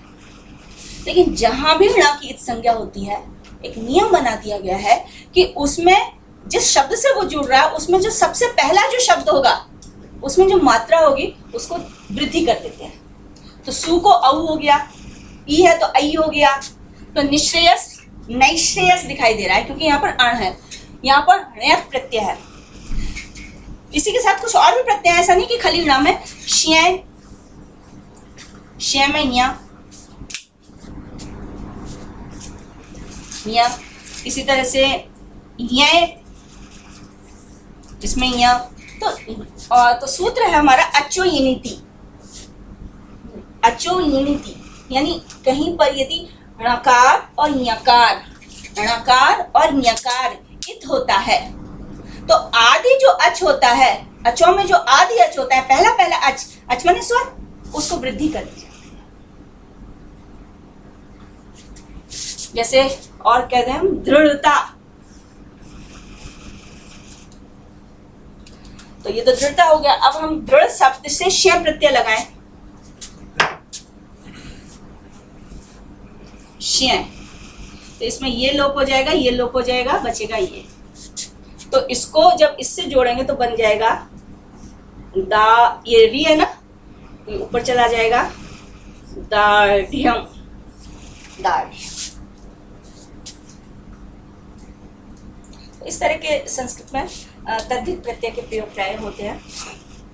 तो धर्म्यम, धर्मेण प्राप्यम धर्म्यम, नैश्रेयसम निश्रेयसकारी, कल्याणकारी, ऐसे वचन मैं सुनना चाहता हूँ जो कल्याणकारक भी हैं और परम कल्याण, और धर्म सम्मत भी हैं। होता क्या है कि किसी को खुश करने के लिए मीठे मीठे तो वचन कह दिए जाते हैं, लेकिन वो धर्म सम्मत नहीं होते हैं। विशेषकर राजा के पास तो ऐसे चापलूस लोगों की फौज इकट्ठी हो जाती है कि जो राजा को अच्छा लगे वो ही सुनाना चाहते हैं। लेकिन धृतराष्ट्र ने स्पष्ट कर दिया जो धर्म सम्मत भी है और कल्याण करने वाला भी है, ऐसे वचन मैं तुमसे सुनना चाहता हूँ, चाटुकारितापूर्ण वचन नहीं हो। अस्मिन राजर्षि वंशे, भाई तुमसे ही क्यों सुनना चाह रहा हूं मैं, तो कहते हैं सुनो भाई, कारण भी बताते हैं। अस्मिन राजर्षि वंशे, इस राजर्षि वंश में, इस राजवंश में एकमात्र तुम ही प्राज्ञ सम्मत हो। मतलब प्राज्ञ, प्रकृष्टेन जानाति थी प्राज्ञ, जो सब कुछ जानता है, नीति संबंधी। देखिए जो विदुर नीति है, हम इसको नीति कह रहे हैं, एथिक्स है ये। और किस संबंध में प्रस्तुत किया जा रहा है? पॉलिटिक्स के संबंध में। आप अर्थशास्त्र पढ़ रहे हैं, आप विदुर नीति भी पढ़ रहे हैं, दोनों में अंतर क्या हो गया? चाणक्य तो कहता है साम दाम दंड भेद, जो भी विजय मिलनी चाहिए चाहे उसका रास्ता कोई भी हो, रास्ते के मार्ग की, साधन की शुचिता पर बिल्कुल भी बल नहीं दिया है चाणक्य ने। चाणक्य ने राज्य का, राष्ट्र का कल्याण कैसे हो उसके लिए साम दाम दंड भेद जो भी नीति आवश्यक हो अपनानी चाहिए। विदुर किस तरह की राजनीति का उपदेश कर रहा है? विदुर धर्म सम्मत राजनीति की बात कर रहा है, एथिकल पॉलिटिक्स की बात कर रहा है। ये दोनों में अंतर है। यहाँ पर वो जान रहा है कि धृतराष्ट्र गलत कर रहा है, इसलिए उसको गलत से रोकने के लिए वो क्या धर्म सम्मत है उसका उपदेश वो इस नीति के, और यही विदुर नीति के नाम से प्रसिद्ध हो गया है। महाभारत का ही अंश है, लेकिन इसने एक राजनीतिक शुचिता पर बल दिया है और उसके कारण ये एक स्वतंत्र ग्रंथ के समान महत्वपूर्ण हो गया है। तो अस्मिन् राजर्षि वंशे ही त्वमेकः प्राज्ञ सम्मतः। एक तो सम्मत है, ऐसा क्यों कह रहे हैं? क्योंकि जिस पर हमारी आस्था होगी उसके वचन ही हम ग्रहण कर पाएंगे। जिसके प्रति आस्था ही नहीं है, राजवंश तो बहुत बड़ा है, राजवंश बहुत बड़ा है, विद्वान है, हाँ बहुत सारे विद्वान है। मैंने बताया तुम ही एक और तुम्हें एकम। हाँ, त्वमेकः, तुम अकेले ही प्राज्ञ सम्मत। प्राज्ञ सम्मत के दो अर्थ है, प्राज्ञ के रूप में सम्मत हो, माने गए हो, अर्थात सब लोग तुम्हें प्राज्ञ मानते हैं। विदुर, विदुर जो कहेगा वो सही होगा, वो बिल्कुल सही होगा। देखिए भीष्म पितामह बहुत ज्ञानी थे, परशुराम से उन्होंने शिक्षा ग्रहण की थी, बहुत ज्ञानी थे, इसमें कोई संदेह नहीं था, पराक्रमी भी बहुत थे, लेकिन उन्होंने अनीति का साथ दिया, जानते हुए भी। जानते थे क्यों? उन्होंने अपने को राजवंश की स्थिरता के साथ बांध लिया था कि इस पद पर, इस सिंहासन पर जो बैठेगा उसके प्रति उनकी निष्ठा हो। तो इसलिए दुर्योधन गलत कर रहा है, लेकिन चूंकि वो हस्तिनापुर के राज सिंहासन का मामला था इसलिए वो चुपचाप देखते हैं, गलत का साथ दिया। कृपाचार्य, द्रोणाचार्य वेतनभोगी थे, वेतनभोगी थे, मतलब कहीं से आए थे और उनको आजीविका चाहिए थी, आजीविका, और जिसके प्रति आप आजीविका, जिसके सानिध्य से आप प्राप्त कर रहे हो उसके प्रति लॉयल्टी से आप बंध जाते हो, तो आप विरोध नहीं कर सकते उसके गलत कामों का। हाँ नहीं, ऐसे होता है भाई, बंध गए हम कि अब हमारा पहला दायित्व, ठीक है मान लीजिए मैं यहाँ आ रही हूँ, मेरा पहला कर्तव्य दिल्ली विश्वविद्यालय, इसलिए छुट्टी के दिन ही मैं यहाँ आ सकती हूँ, नहीं तो नहीं आ सकती, बंधे हैं। तो इसलिए कृपाचार्य से भी नहीं, द्रोणाचार्य से भी नहीं, भीष्म पितामह से भी नहीं, अन्य व्यक्तियों से नहीं। विदुर कटु बात कह सकते थे, उनमें साहस था, ये इनकी ख्याति हो चुकी थी, इसलिए कृष्ण से भी पूछ सकते। तो कृष्ण के प्रति आस्था नहीं थी, क्योंकि उन्हें पता था ये तो उनका फेवर कर रहा है। यद्यपि कई जगह विदुर ने पांडवों का फेवर किया था, अन्यथा जब लाक्षागृह का प्रसंग हुआ, लाक्षागृह में उनको जलाने का प्रयास किया गया, तो विदुर के कारण ही वहां से निकाले गए थे, क्योंकि विदुर जो धर्म सम्मत है उसके साथ जुड़ा हुआ था, न कि राजनिष्ठा के साथ। इसलिए राजा को कटु शब्द भी कह रहा है। कहीं अभी राजा को कैसा कोई कह सकता है कि कहीं ऐसा तो नहीं है दूसरे का धन लालच में पड़ गए, दूसरे के धन के लालच में पड़ गए हो, इन विदुर कहना है। मैम प्रश्न तो ये भी उठता है ना, विदुर भी तो वेतन भोगी होंगे। विदुर के लिए ये था कि अब विदुर के वेतन भोगित्व की बात नहीं आई है, क्योंकि युद्ध में उन्होंने किसी के साथ नहीं लड़ा था, छोड़ के चले गए। यदि वेतन भोगी के रूप में उनकी प्रतिष्ठा होती तो वो बनते, किसी न किसी के साथ बनते। लेकिन युद्ध से पहले की बात की जाए तो विदुर ने क्या अनीति का साथ दिया? कभी नहीं, यही ना कि विदुर धर्म क्या है उसके साथ जुड़े हुए। तो पांडवों को जलाने का कार्य अनैतिक था, ठीक है, कहीं ना कहीं उनकी राजनिष्ठा दांव पे लग गई, लेकिन धर्म सम्मत क्या, उन्होंने वो धर्म का पालन किया, ठीक है ना। तो इसलिए प्राज्ञ सम्मत शब्द को थोड़ा ध्यान देने की जरूरत है। प्राज्ञ ही सम्मत, जो भी बुद्धिमान है तुम उनके आदरणीय हो, उनके द्वारा सम्मत हो, तुम्हारी विचारधारा उनके द्वारा सम्मत है, उनके द्वारा स्वीकार की गई है। तो प्राज्ञ ही सम्मतः त्वम्। जो विदुर है वो विद्वानों के द्वारा सम्मत है, तो प्राज्ञ ही सम्मत है, एक तो ये हो गया। और सम्मतः प्राज्ञ, घोषित विद्वान हो तुम, इसमें किसी को कोई संदेह नहीं है कि सम्मत प्राज्ञ, ठीक है ना। प्राज्ञ ही माने बुद्धिमान तुम्हें मान रहे हैं, और मान्य है तुम्हारी प्रज्ञता, तुम्हारा ज्ञान, तुम्हारा विवेक, ये प्रतिष्ठित है। इसलिए इस राजर्षि वंश में तुम ही एकमात्र प्राज्ञ सम्मत हो। तो हम एक तरफ तो कह रहे हैं प्राज्ञ ही, जो भी बुद्धिमान है, जो भी प्राज्ञ है, वो तुमको मानते हैं, तो प्राज्ञ ही सम्मता, तृतीया तत्पुरुष समास इसको हम बोल देते हैं, प्राज्ञ ही सम्मता। दूसरा क्या हो गया, सम्मतः प्राज्ञ, सम्मत प्राज्ञ हो, मान्य विद्वान हो, सभी के द्वारा मान्य विद्वान, यानी तुम्हारी विचारधारा सम्मत है, पुष्ट है। इसलिए निश्चय ही जो तुम कहोगे उसमें मेरा धर्म सम्मत विचार भी आएगा और कल्याणकारक विचार भी आएगा। तो इसलिए अस्मिन् राजर्षि वंशे ही त्वमेकः प्राज्ञ सम्मतः। तो अब देखिए विदुर उत्तर देते हैं, यदि इतनी आस्था है तो आप सुनो। कृष्ण से उपदेश नहीं लिया धृतराष्ट्र ने, दुर्योधन ने भी नहीं लिया, या कृष्ण ने दुर्योधन को उपदेश नहीं दिया, अर्जुन को ही दिया। दुर्योधन बात तो वो भी हो सकता है, क्योंकि जो सुनेगा उसी को ही बोला जाएगा। जिसके प्रति आस्था होगी एक तो उसका वचन सुना जाएगा, जिसके प्रति श्रद्धा होगी उसका सुना जाएगा, जिसके प्रति विश्वास होगा उसका सुना जाएगा। तो धृतराष्ट्र तो ये जानते हैं ना कि कृष्ण तो पांडवों का पक्ष ले रहा है, तो उनके हित की बात करेगा। और यहाँ पर मेरे को क्या लगा कि अनबायस्ड है, बायस नहीं है। हाँ, जी। विदुर एकदम तटस्थ भाव से जो भी है। तो आप विदुर कहते हैं, राज लक्षण संपन्न त्रैलोक्यस्याधिपो भवेत् प्रेषितश्चैव धृतराष्ट्र युधिष्ठिर। कोई इसको कहेगा तो यही मानेगा कि देखो ये युधिष्ठिर के प्रति बायस्ड है, उसका पक्ष ले रहे हैं। क्या कहता है वो, राज लक्षण संपन्न, राजत्व के लक्षणों से संपन्न, एक राजा बनने के लिए जो जो लक्षण, जो जो योग्यता की आवश्यकता होती है, संपन्न, ये संपन्न है, उससे युक्त है। कौन, युधिष्ठिर की बात आ रही है। युधिष्ठिर कीदृशः, युधिष्ठिर कैसा है, पहला विशेषण दिया राज लक्षण संपन्न, राजा के लक्षणों से संपन्न है।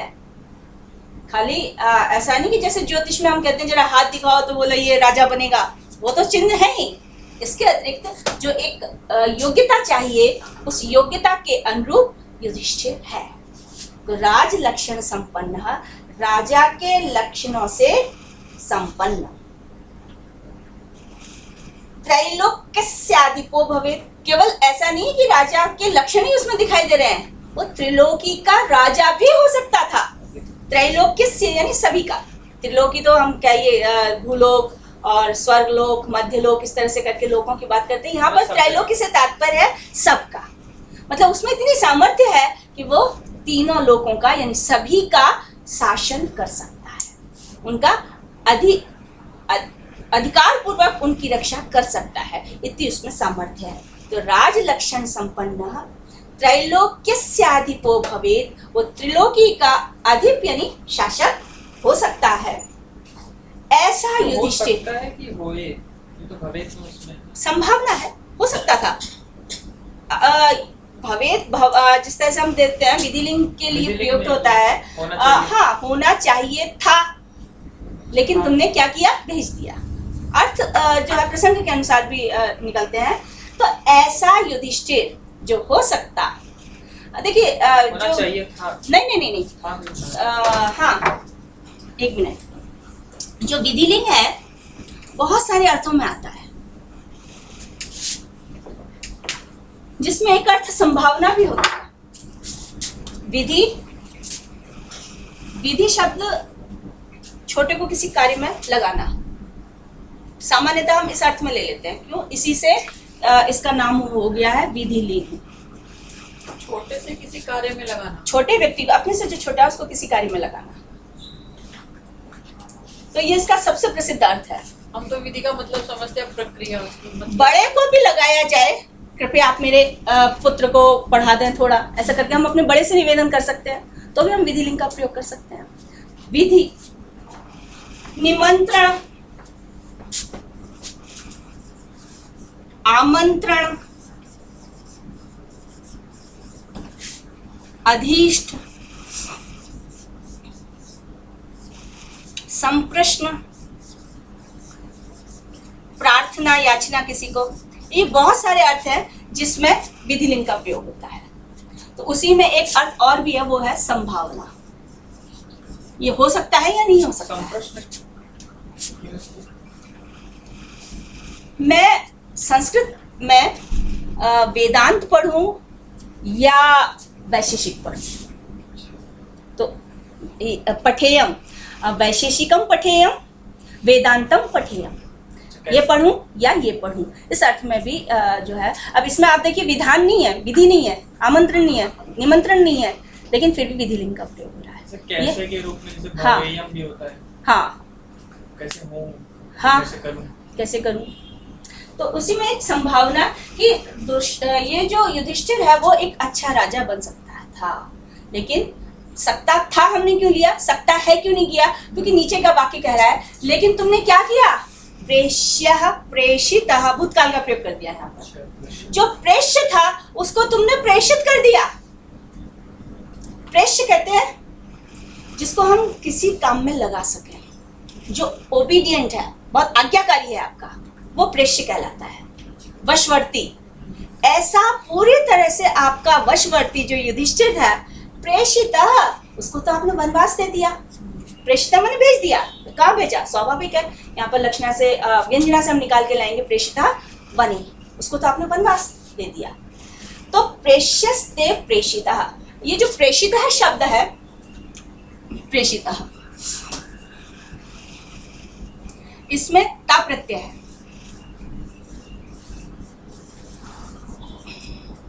प्रेषिता, ता प्रत्यय भूतकाल के अर्थ में आता है।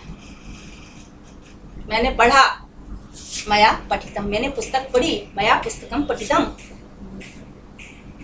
मैंने खाना खा लिया, मया खादितम, मैंने खा लिया। तो यहाँ पर ता प्रत्यय भूतकाल के अर्थ में है। तो प्रेषितः, कहा प्रेषितः, युधिष्ठिरः प्रेषितः, तो ऐसे युधिष्ठिर को तो तुमने भेज दिया जो कैसा था, प्रेष्य, तो तुम्हारा आज्ञाकारी था। दुर्योधन कैसा है, दुर्योधन आज्ञाकारी है क्या, लेकिन मोह के कारण तुमने उसको रख लिया, और ऐसा जो कि राजा के लक्षणों से संपन्न है, जो राजकाज कर सकता था, शासक बन सकता था, और उससे भी बड़ी बात क्या, वो तुम्हारा आज्ञाकारी था, तो तुम कहते थे उस आज्ञा को मानता था। ऐसे युधिष्ठिर को तो तुमने प्रेषितः भेज दिया। अब देखिए यहाँ प्रेषितः शब्द आ गया, इसलिए हमने बन सकता था ये अर्थ किया, अन्यथा बन सकता है ऐसा भी हम प्रयोग कर सकते थे भवेत का, लेकिन प्रेषिता के साथ उसको जोड़ना है, इसलिए सकता था, उसको तुमने आज्ञाकारी को वन भेज दिया। धृतराष्ट्र, हे धृतराष्ट्र, ये काम बहुत अच्छा नहीं हुआ, ये अपनी तरफ से हमें जोड़ना पड़ेगा। तो राज लक्षण संपन्न, मतलब सभी प्रकार से जो योग्य है, ऐसे व्यक्ति को, ऐसे आज्ञाकारी को तुमने निर्वासित कर दिया, निकाल दिया, ऐसा युधिष्ठिर। और क्या किया, खाली निकाल ही नहीं दिया, उसका अंश देने से भी मना कर दिया। उसका जो दाय था, संपत्ति में जो उसका अधिकार था, उससे भी वंचित कर दिया तुमने। उसको वो अगले श्लोक में कहते हैं, विपरीत तरश्च त्वं भागधेये न सम्मतः अर्चिषां प्रक्षयाच्चैव धर्मात्मा धर्म कोविदः। अंधे को कोई अंधा कह दे, ये तो शिष्टाचार के भी खिलाफ होता है, और कह देते हैं बड़ा कड़वापन है बोलने में, है ना। अंधे को काना मत कहना, कहना भैया से, धीरे से पूछना कहाँ गवायों ने। काने को काना नहीं कहते हैं, बहुत बुरा मान जाता है, भैया सैन वाले, ऐसे ही बोल दो, क्या अंतर पड़ता है। फिर बाद में धीरे से पूछ लो, भाई कहाँ गवा दी तुमने ये, तो बुरा नहीं लगेगा। पहले गए, ओ कड़े बता, स्वाभाविक है ऐसा, तो बड़ा बुरा लगेगा। लेकिन देखिए विदुर क्या कर रहा है, विदुर धृतराष्ट्र को अंधा कह रहा है। अंधे को अंधा कहेगा तो बुरा नहीं लगेगा, राजा भी और वो भी राजा। देखिए क्या कहता है, विपरीत तरह त्वम, खाली विपरीत ही नहीं, बहुत अधिक विपरीत। विपरीत का भी इन्होंने जो है कंपैरेटिव, पहले से भी अधिक विपरीत हो जाना, जैसे गुड बेटर, तो विपरीत और विपरीत तर। तुम विपरीत हो गए। तरस्य है। तरा, हाँ तरस्य जो दिखाई दे रहा है ना, विपरीत, विपरीत तरह है और आगे च है, तो जब संधि की है तो विसर्ग का श हो गया है, विपरीत तरह। तो अलग करेंगे तो श का वापस विसर्ग हो जाएगा। ये विपरीत पढ़ेंगे तरह नहीं, विपरीत तरस्य। नहीं पढ़ेंगे, बिल्कुल पढ़ेंगे। विपरीत तरश्च त्वं भागधेयेन सम्मतः। भागधेय, भाग के विषय में, भागधेय कहते हैं अंश, दाय।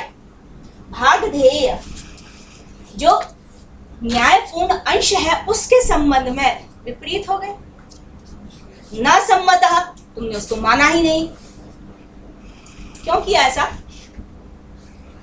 अर्चिषाम प्रक्षयात्, नेत्र की ज्योति के क्षीण हो जाने से, नेत्र ज्योति से रहित हो जाने के कारण तुम क्या हो गए, विपरीत हो गए। और जो भागधेय के संबंध में न्यायपूर्ण अंश था उसके संबंध में न सम्मता, तुमने किसी की नहीं सुनी, वो तुम्हें अभीष्ट ही नहीं हुआ, उसको तुमने माना ही नहीं। जबकि तुम कौन हो सब जानते हैं, धर्मात्मा धर्म को विधा। ये कटाक्ष हो रहा है, आप तो धर्मात्मा हो। धर्म ही है आत्मा जिसकी, आत्मा शब्द किस अर्थ में आता है, खाली प्राण अर्थ में ही नहीं लेते हैं, आत्मा स्वरूप के अर्थ में भी आता है। हे धर्म स्वरूप, राजा तो वैसे भी धर्म का प्रतिनिधि माना जाता है। तो धर्म को विधा, और धर्म को तुम जानते ही हो। ऐसा नहीं कि राजा हो गए तो राजा को धर्म का अवतार मान लिया जाता है, लेकिन वो धर्म को जानता भी है। धर्म को विधा, क्या उचित है, क्या अनुचित है, क्या विधि सम्मत है, क्या निषेध है, ये तुम भली भांति जानते हो। हे राजन, धर्मात्मा धर्म को विधा। हे धर्मात्मा, हे धर्म को जानने वाले, कविता का अर्थात क्या है? ज्ञाता। कविता का ये रूढ़ अर्थ हो गया। विद शब्द तो है इसमें जानने के अर्थ में। को क्या है? को कहाँ से जुड़ा, इसको शब्दकोश में से देख कर भी मैं देखूंगी। लेकिन ये रूढ़ शब्द एक तरह से हो गया है कोविधा, जानने वाला इस अर्थ में। तो धर्म को जानने वाला, हे धर्म को विधा, हे धर्म को जानने वाले, हे धर्म रूप, धर्म ही है स्वरूप जिसका। ऐसा होने पर भी जो भागधेय था, भागधेय के संबंध में, यानी अंश के संबंध में न्यायपूर्ण जो संपत्ति का अंश था उसमें विपरीत तरह आप विपरीत हो गए, अगेंस्ट हो गए, और आपने न सम्मतः उसको स्वीकार नहीं किया। तो अर्चिषाम, इसका कारण क्या था, हेतु बता दिया। अर्चिषाम प्रक्षयात्, अर्चि ज्योति, अर्चि ज्योति, ज्योति प्रकाश, नेत्र प्रकाश। तो अर्ची, अर्ची खाली ज्योति के लिए आता है, जैसे दीपक की अर्ची होती है, लौ प्रकाश, प्रकाश देने वाली। तो उस ज्योति का प्रक्षय, नाश हो जाने के कारण, तो राजा की, धृतराष्ट्र की कौन सी ज्योति नष्ट थी, नेत्र ज्योति। तो यहाँ पर खाली, अब इसमें तो हम विदुर का कोई वैदुष्य नहीं समझते, और कोई बहुत उत्तम वाक्य भी उसने नहीं बोला कि अंधे को यदि अंधा कह रहे हो ये तो शिष्टाचार की हानि ही है। तो अर्चिषाम ज्योति का मतलब विदुर खाली नेत्र ज्योति का बोध नहीं कराना चाह रहा है, क्योंकि वो तो जन्मांध थे। ऐसा नहीं है कि क्षीण हो गई हो, वो तो जन्मांध थे धृतराष्ट्र तो इसलिए नेत्र ज्योति की क्षीणता यहाँ से केवल शाब्दिक अर्थ हम ये नहीं ले सकते। नेत्र ज्योति वो क्या है, विवेक की ज्योति, ज्ञान ज्योति। ये लक्षणा हो गई, लक्षणा तो नहीं कहेंगे, इसको हम व्यंजना ही कहेंगे। हाँ, नेत्र की ज्योति तो गई, लेकिन नेत्र की ज्योति में अभिप्राय नहीं है।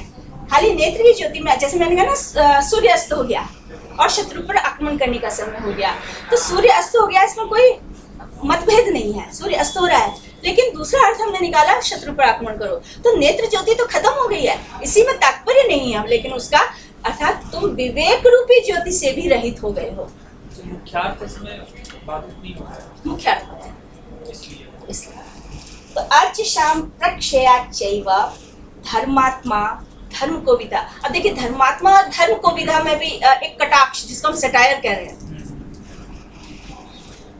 जो टॉन्टिंग करना है।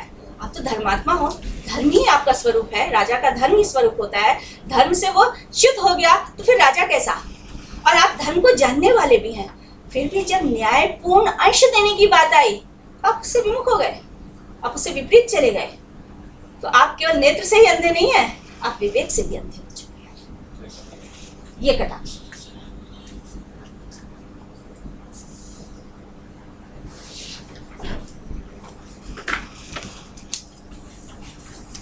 यदि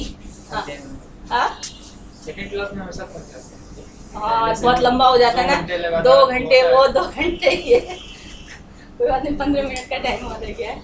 और कुछ बताओ, आप पूछो और कुछ चर्चा कर लेते हैं। शुक्राचार्य कौन थे? ओह शुक्राचार्य का जो वर्णन आता है, मैं जितना जानती हूँ उतने बता सकती हूँ। भृगु वंश के थे ये। भृगु जो सबसे प्रथम पुरुष हुए, उनके लिए कहा जाता है जिन्होंने विष्णु को भी लात मार दी थी। मतलब अपने ब्रह्मत्व का उनको दर्प था और इतने मतलब प्रखर थे कि विष्णु भी उनका आदर करते थे, और जब विष्णु उठे नहीं उनके आने पर तो उनको लात मार दी। तो ऐसे वंश में शुक्राचार्य हुए, तो थे तो ये ब्राह्मण वंशी, लेकिन ये असुरों के गुरु के रूप में इनको प्रसिद्धि मिली। और मैम इनका महाभारत में क्या मतलब मैं रिसेंटली एक बुक पढ़ी है, तो इसमें उनके बारे में बहुत कुछ मतलब मैं नहीं जानती कितना सच है कितना झूठ, लेकिन बहुत कुछ बताया गया। तो और ये कहा कि उनका महाभारत में बहुत बड़ा रोल है, लेकिन वो रोल क्या वो नहीं बताया। शुक्राचार्य का न केवल महाभारत, पुराणों से ही काफी वर्णन चला आता है। जब विष्णु के 10 अवतारों की हम बात करते हैं, तो विष्णु के 10 अवतारों में कुछ तो ऐसे थे जो पशु और इस रूप में थे, मत्स्य, कूर्म, वराह। उसके बाद जो सबसे पहले डेवलपमेंट हुआ मनुष्य के रूप में, वो था वामन अवतार, यानी छोटा था व्यक्ति था। तो विष्णु ने वो अवतार लिया था। और अवतार क्यों लेना पड़ता है, गीता में इसका उद्देश्य स्पष्ट किया गया कि जब जब धर्म की हानि होती है, अधर्म बढ़ता है, तब तब अवतार आता है और उस अधर्म को नाश करके धर्म की स्थापना करता है। तो इसलिए असुरों का अत्याचार बढ़ चुका था उस समय, देवासुर संग्राम तो शुरू से ही होता रहा है। और लेकिन समय के अनुसार असुर बहुत पावरफुल हो जाते थे, शक्तिशाली हो जाते थे, क्योंकि धर्म पालन करना है उसकी उनके कोई बाध्यता नहीं होती थी। तो इसलिए जब जब वो प्रबल हुए तब तक उनको नियंत्रण करने के लिए कोई ना कोई अवतार हुआ है, ऐसी पौराणिक मान्यता है। तो प्रहलाद के पुत्र थे विरोचन, और विरोचन के पुत्र थे बलि। तो कहते हैं जब बलि जो है वो शासक थे, उनको पाताल लोक का शासन दे दिया था, क्योंकि स्वर्ग पर तो देवताओं का अधिकार हो गया था। तो प्रहलाद के पुत्र होने के कारण उनमें संस्कार भी अच्छे थे, और उनके चूंकि वो असुर थे इसलिए शुक्राचार्य उनके आचार्य थे। तो जब इंद्र के कहने पर ये वामन का रूप रख कर उनके पास गए, बलि के पास। बलि उस समय यज्ञ हवन इत्यादि कर रहे थे, और उनका नियम था कि जो भी इस यज्ञ के समय में आएगा और जो भी मांगेगा हम उसको वो सब कुछ देंगे। तो उन्होंने कहा बस कुछ नहीं, मुझे तो एक छोटे से ब्रह्मचारी के रूप में थे, हाइट छोटी सी थी, बोले मुझे तो यज्ञ करने के लिए 3 कदम पृथ्वी चाहिए। हाँ। जितने मैं 3 कदम ही चाहिए। तो उसमें बोले अच्छा 3 कदम की बात है। तो शुक्राचार्य कहते हैं, जो शुक्राचार्य समझ गए कि विष्णु है और इंद्र के चाल से हमारे पास आया है, तो उन्होंने रोका बलि को कि ये तुम्हारा हानि करेगा, तुम्हें इसको वचन नहीं देना चाहिए। तो उस समय ऐसा माना जाता था, संकल्प करते थे कि हम अमुक अमुक कार्य के लिए दान दे रहे हैं। दान इत्यादि से पहले संकल्प होता था। संकल्प जल लेकर किया जाता था, जल की साक्षी के साथ होता था, जैसे कहीं अग्नि की साक्षी, कहीं जल की साक्षी। तो जल की साक्षी के साथ दान का संकल्प वो लेने के लिए जैसे उन्होंने पानी लिया, तो कहते शुक्राचार्य उसमें घुस गए कमंडल में, जिसमें से पानी निकल रहा था। पानी नहीं निकलेगा तो संकल्प कैसे लेगा।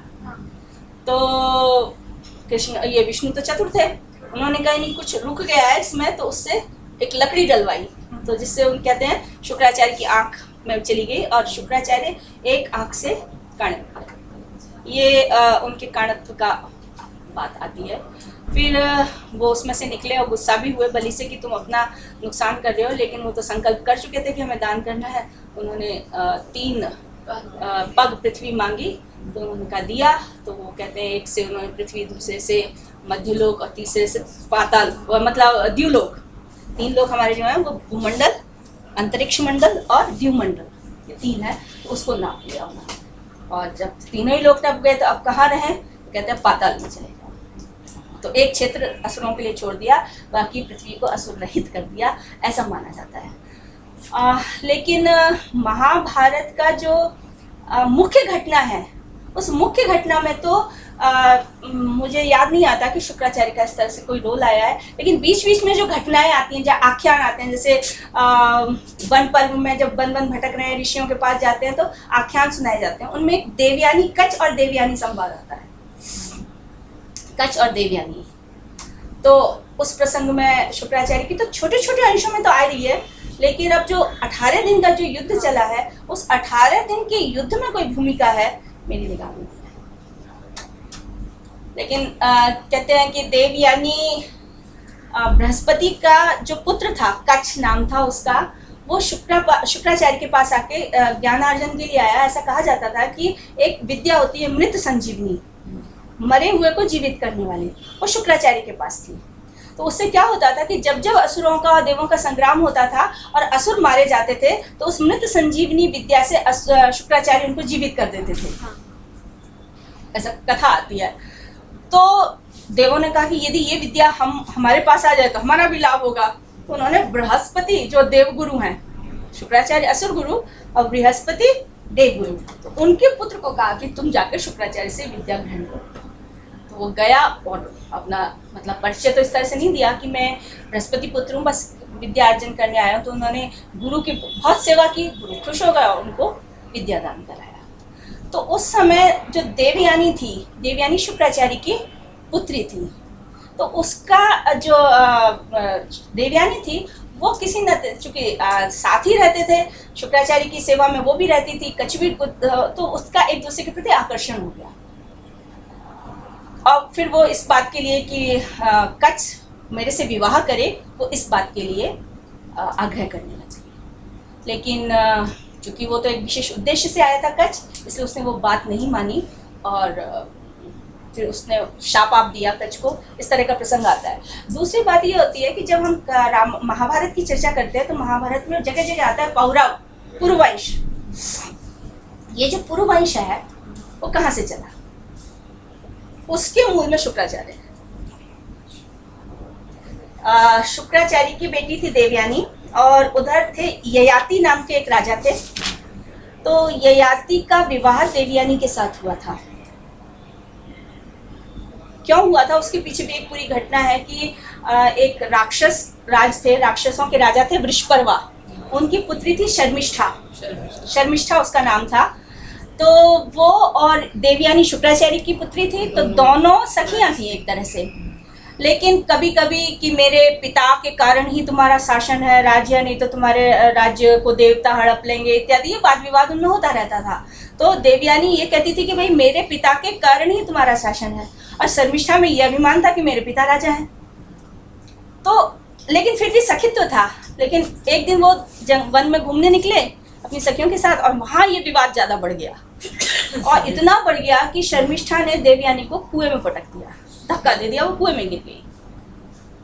उधर से ययाति शिकार खेलने निकले, ऐसा वर्णन आता है। शिकार खेलने निकले तो उसमें देवयानी की चीख सुनते जब उन्होंने झांका तो देवयानी को निकाला, फिर उन्होंने बचाया, उसको जीवन दान दिया। तो फिर देवयानी ने विवाह का प्रस्ताव रखा, तो ययाति ने उसको स्वीकार कर लिया।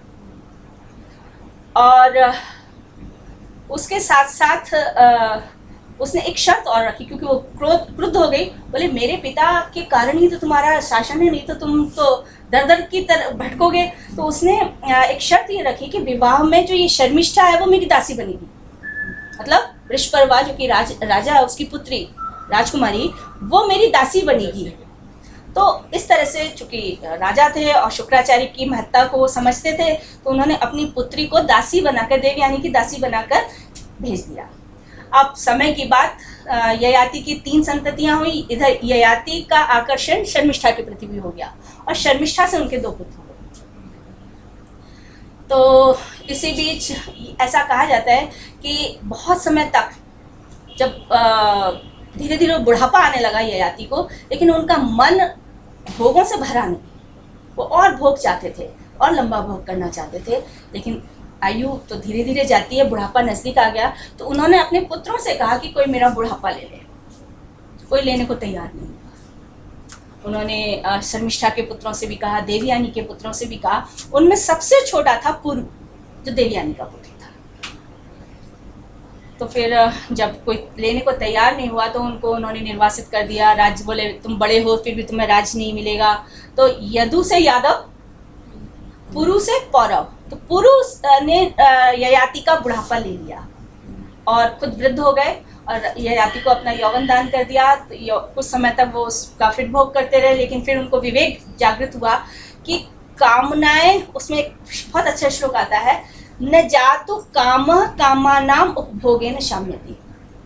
जो कामनाएं हैं, इच्छाएं हैं, डिजायर्स हैं, वो कामनाओं के भोग से कभी शांत नहीं होती, उन्हें तो नियंत्रण करना पड़ता है विवेक से। धीरे धीरे जब ये विवेक हुआ तो उन्होंने अपने पुत्र को बुलाया, पुरु को, कि तुमने मेरी आज्ञा मानी और तुमने इतना बड़ा सेक्रीफाइस किया, अपना यौवन मुझे दे दिया, मैं वापस तुम्हें तुम्हारा यौवन देता हूँ और इस वंश का यदि कोई उत्तराधिकारी होगा वो पुरु होगा। तो उस पुरु से पौरव वंश चला। तो इसलिए ये कह सकते हो कि महाभारत में शुक्राचार्य की बेटी से जो पुरु हुआ वो उसके आदि पुरुष थे। उससे हाँ, जो पौरव था वो किसका बेटा था? शर्मिष्ठा का या देवयानी का। पुरु, यदु, पुरु, तुर्वसु, ध्रुयु, इस तरह से कुछ नाम आते हैं 5। ये एपिक पे पेपर हाँ? ये एपिक पे पेपर मैम असुर और राक्षस सेम होते हैं? असुर और राक्षस से ही आते हैं। एक्चुअली क्या है ना, वास्तव में जो हमारी सृष्टि हुई है, सृष्टि कश्यप ऋषि से मानी जाती है। ब्रह्मा के मानस पुत्र कश्यप। कश्यप की 2 पत्नियां थी, एक दिति थी, एक अदिति थी। अदिति के जो बेटे थे वो आदित्य कहलाए और दिति के जो बेटे थे वो दैत्य कहलाए। सारी जो सृष्टि है वो इन्हीं से हुई है। तो आदित्य, देवताओं को आदित्य भी कहा जाता है क्योंकि अदिति के बेटे हैं। खाली सूर्य ही नहीं, सूर्य भी है उसमें, लेकिन वो सब आदित्य हैं। इंद्र इत्यादि सब आदित्य कहलाते हैं। इंद्र है, उपेंद्र है, लोकपाल है। और इधर दैत्य। तो जो दैत्यों की संततियां हुई वो असुर शब्द उन्हीं के लिए आया। उन्हीं के लिए राक्षस शब्द भी आने लगा। रक्षा करने के कारण राक्षस और असुर। अच्छा, वेदों में जो असुर शब्द है वो इस अर्थ में नहीं आ रहा है दैत्य, वो बहुत बाद में पुराणों में आकर दैत्यों के लिए आने लगा। असुर, राक्षस, दैत्य ये एक ही अर्थ में प्रयुक्त होने लगे क्योंकि इनमें शक्ति बहुत अधिक थी। तो वेदों में तो जो शक्ति संपन्न है वो असुर कहलाया। असुर माने प्राण, इनमें प्राणत्व है, शक्ति है, वो असुर कहलाया। लेकिन चूंकि उस शक्ति का दुरुपयोग इन्होंने ज्यादा किया, इसलिए असुर शब्द बाद में दैत्यों के लिए रूढ़ हो गया, प्रसिद्ध हो गया। वैसे मतलब बलशाली होता है असुर हाँ।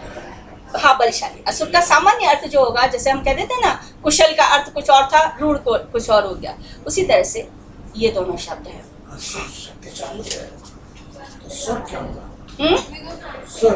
सुर तो आ हटा दीजिए, वो सुर हो गया, वो सुर हो गया। नास्ति सुरः इति असुरा, या इस तरह से, बल्कि नास्ति सुरः ना कह के हम कह रहे हैं जो सुर विरोधी है वो असुर। सुर का विरोध जो है, सुर मतलब देवता हो गया। एक असुर है तो उसका जो अपोजिट है वो दूसरा सुर है। तो सुर असुर ये आया। तो जब देवताओं के अर्थ में सुर प्रचलित हो गया तो उनसे जो झगड़ा करते रहते थे वो असुर। इसका मतलब है कि पहले हम लोगों के यहाँ संतान जो थी तो माँ के नाम से ही कही जाती हाँ हाँ। है। किससे हाँ कुंती से कौन कौन है हाँ।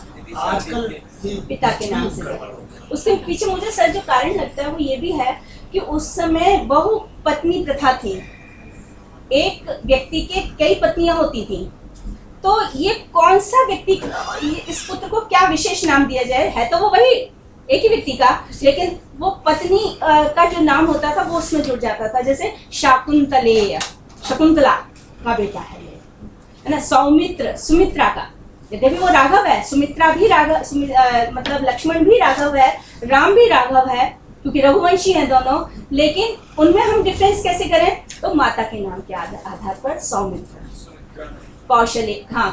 कौशल्यानंदन, इस तरह से करके सुमित्रा नाम। मैम एक और क्वेश्चन है। मुझे लगता है शायद इसके पीछे ये भी कारण रहा था कि माता के नाम से पहचान और स्पष्ट हो जाती थी, भले ही वो एक ही व्यक्ति के पुत्र हैं। आजकल ये होना चाहिए। होना चाहिए मैम, सर बिल्कुल होना मैम, चाहिए। और जो लोग होते हैं हमारे पर आजकल सर लोग बहुत कितने सारी होते हैं पत्नियां हमारे लोग, ना, और फिर भी है ना, बाद में डिवोर्स कर लो, कुछ कर लो, सिंगल हो जाए तो होना चाहिए, हो सकता है, रहने का मतलब किंतु लेकिन अब तो संविधान मातृसत्ता में होनी चाहिए सर, मातृसत्ता होनी सर्टिफिकेट चाहिए। में लिखा था ना मदर्स ने। अब हाँ बहुत लोग तो जैसे हाँ, सरनेम बदल लेते हैं, शादी के बाद सरनेम बदल इसके बड़े जाता है। खिलाफ है ना मातृसत्ता के, मातृसत्ता पुनीता मैम जी, वो तो बहुत खिलाफ है मातृसत्ता। अच्छा नहीं खिलाफ है, अपने लिए तो चलिए उस पर बहस की जाए। पर मुझे जो सर ने प्रश्न उठाया ना, उसका रीजन यही लगता है कि उस समय एक व्यक्ति की कई पत्नियां होती थी, तो उससे उस पुत्र की पहचान को स्पष्ट करने के लिए माता का नाम उसके साथ है।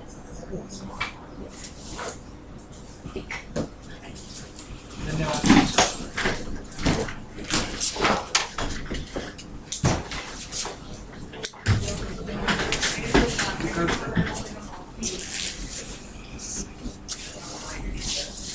ये किसी ने परमानेंट मार्क कर दिया।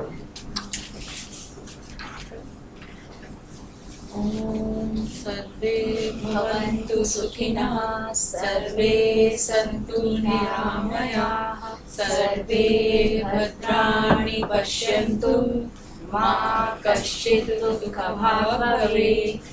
ॐ शान्ति शान्ति शान्ति। Thank you. नमस्कार।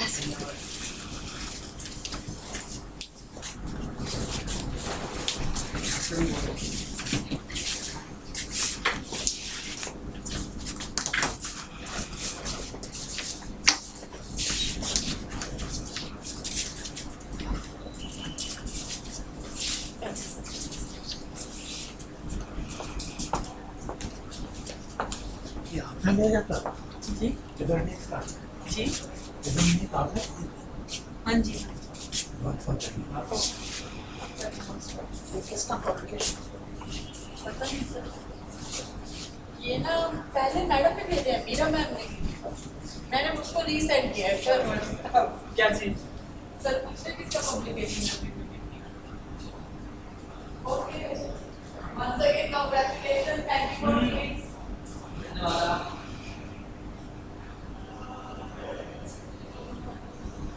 आप किस तरफ जा रहे हो?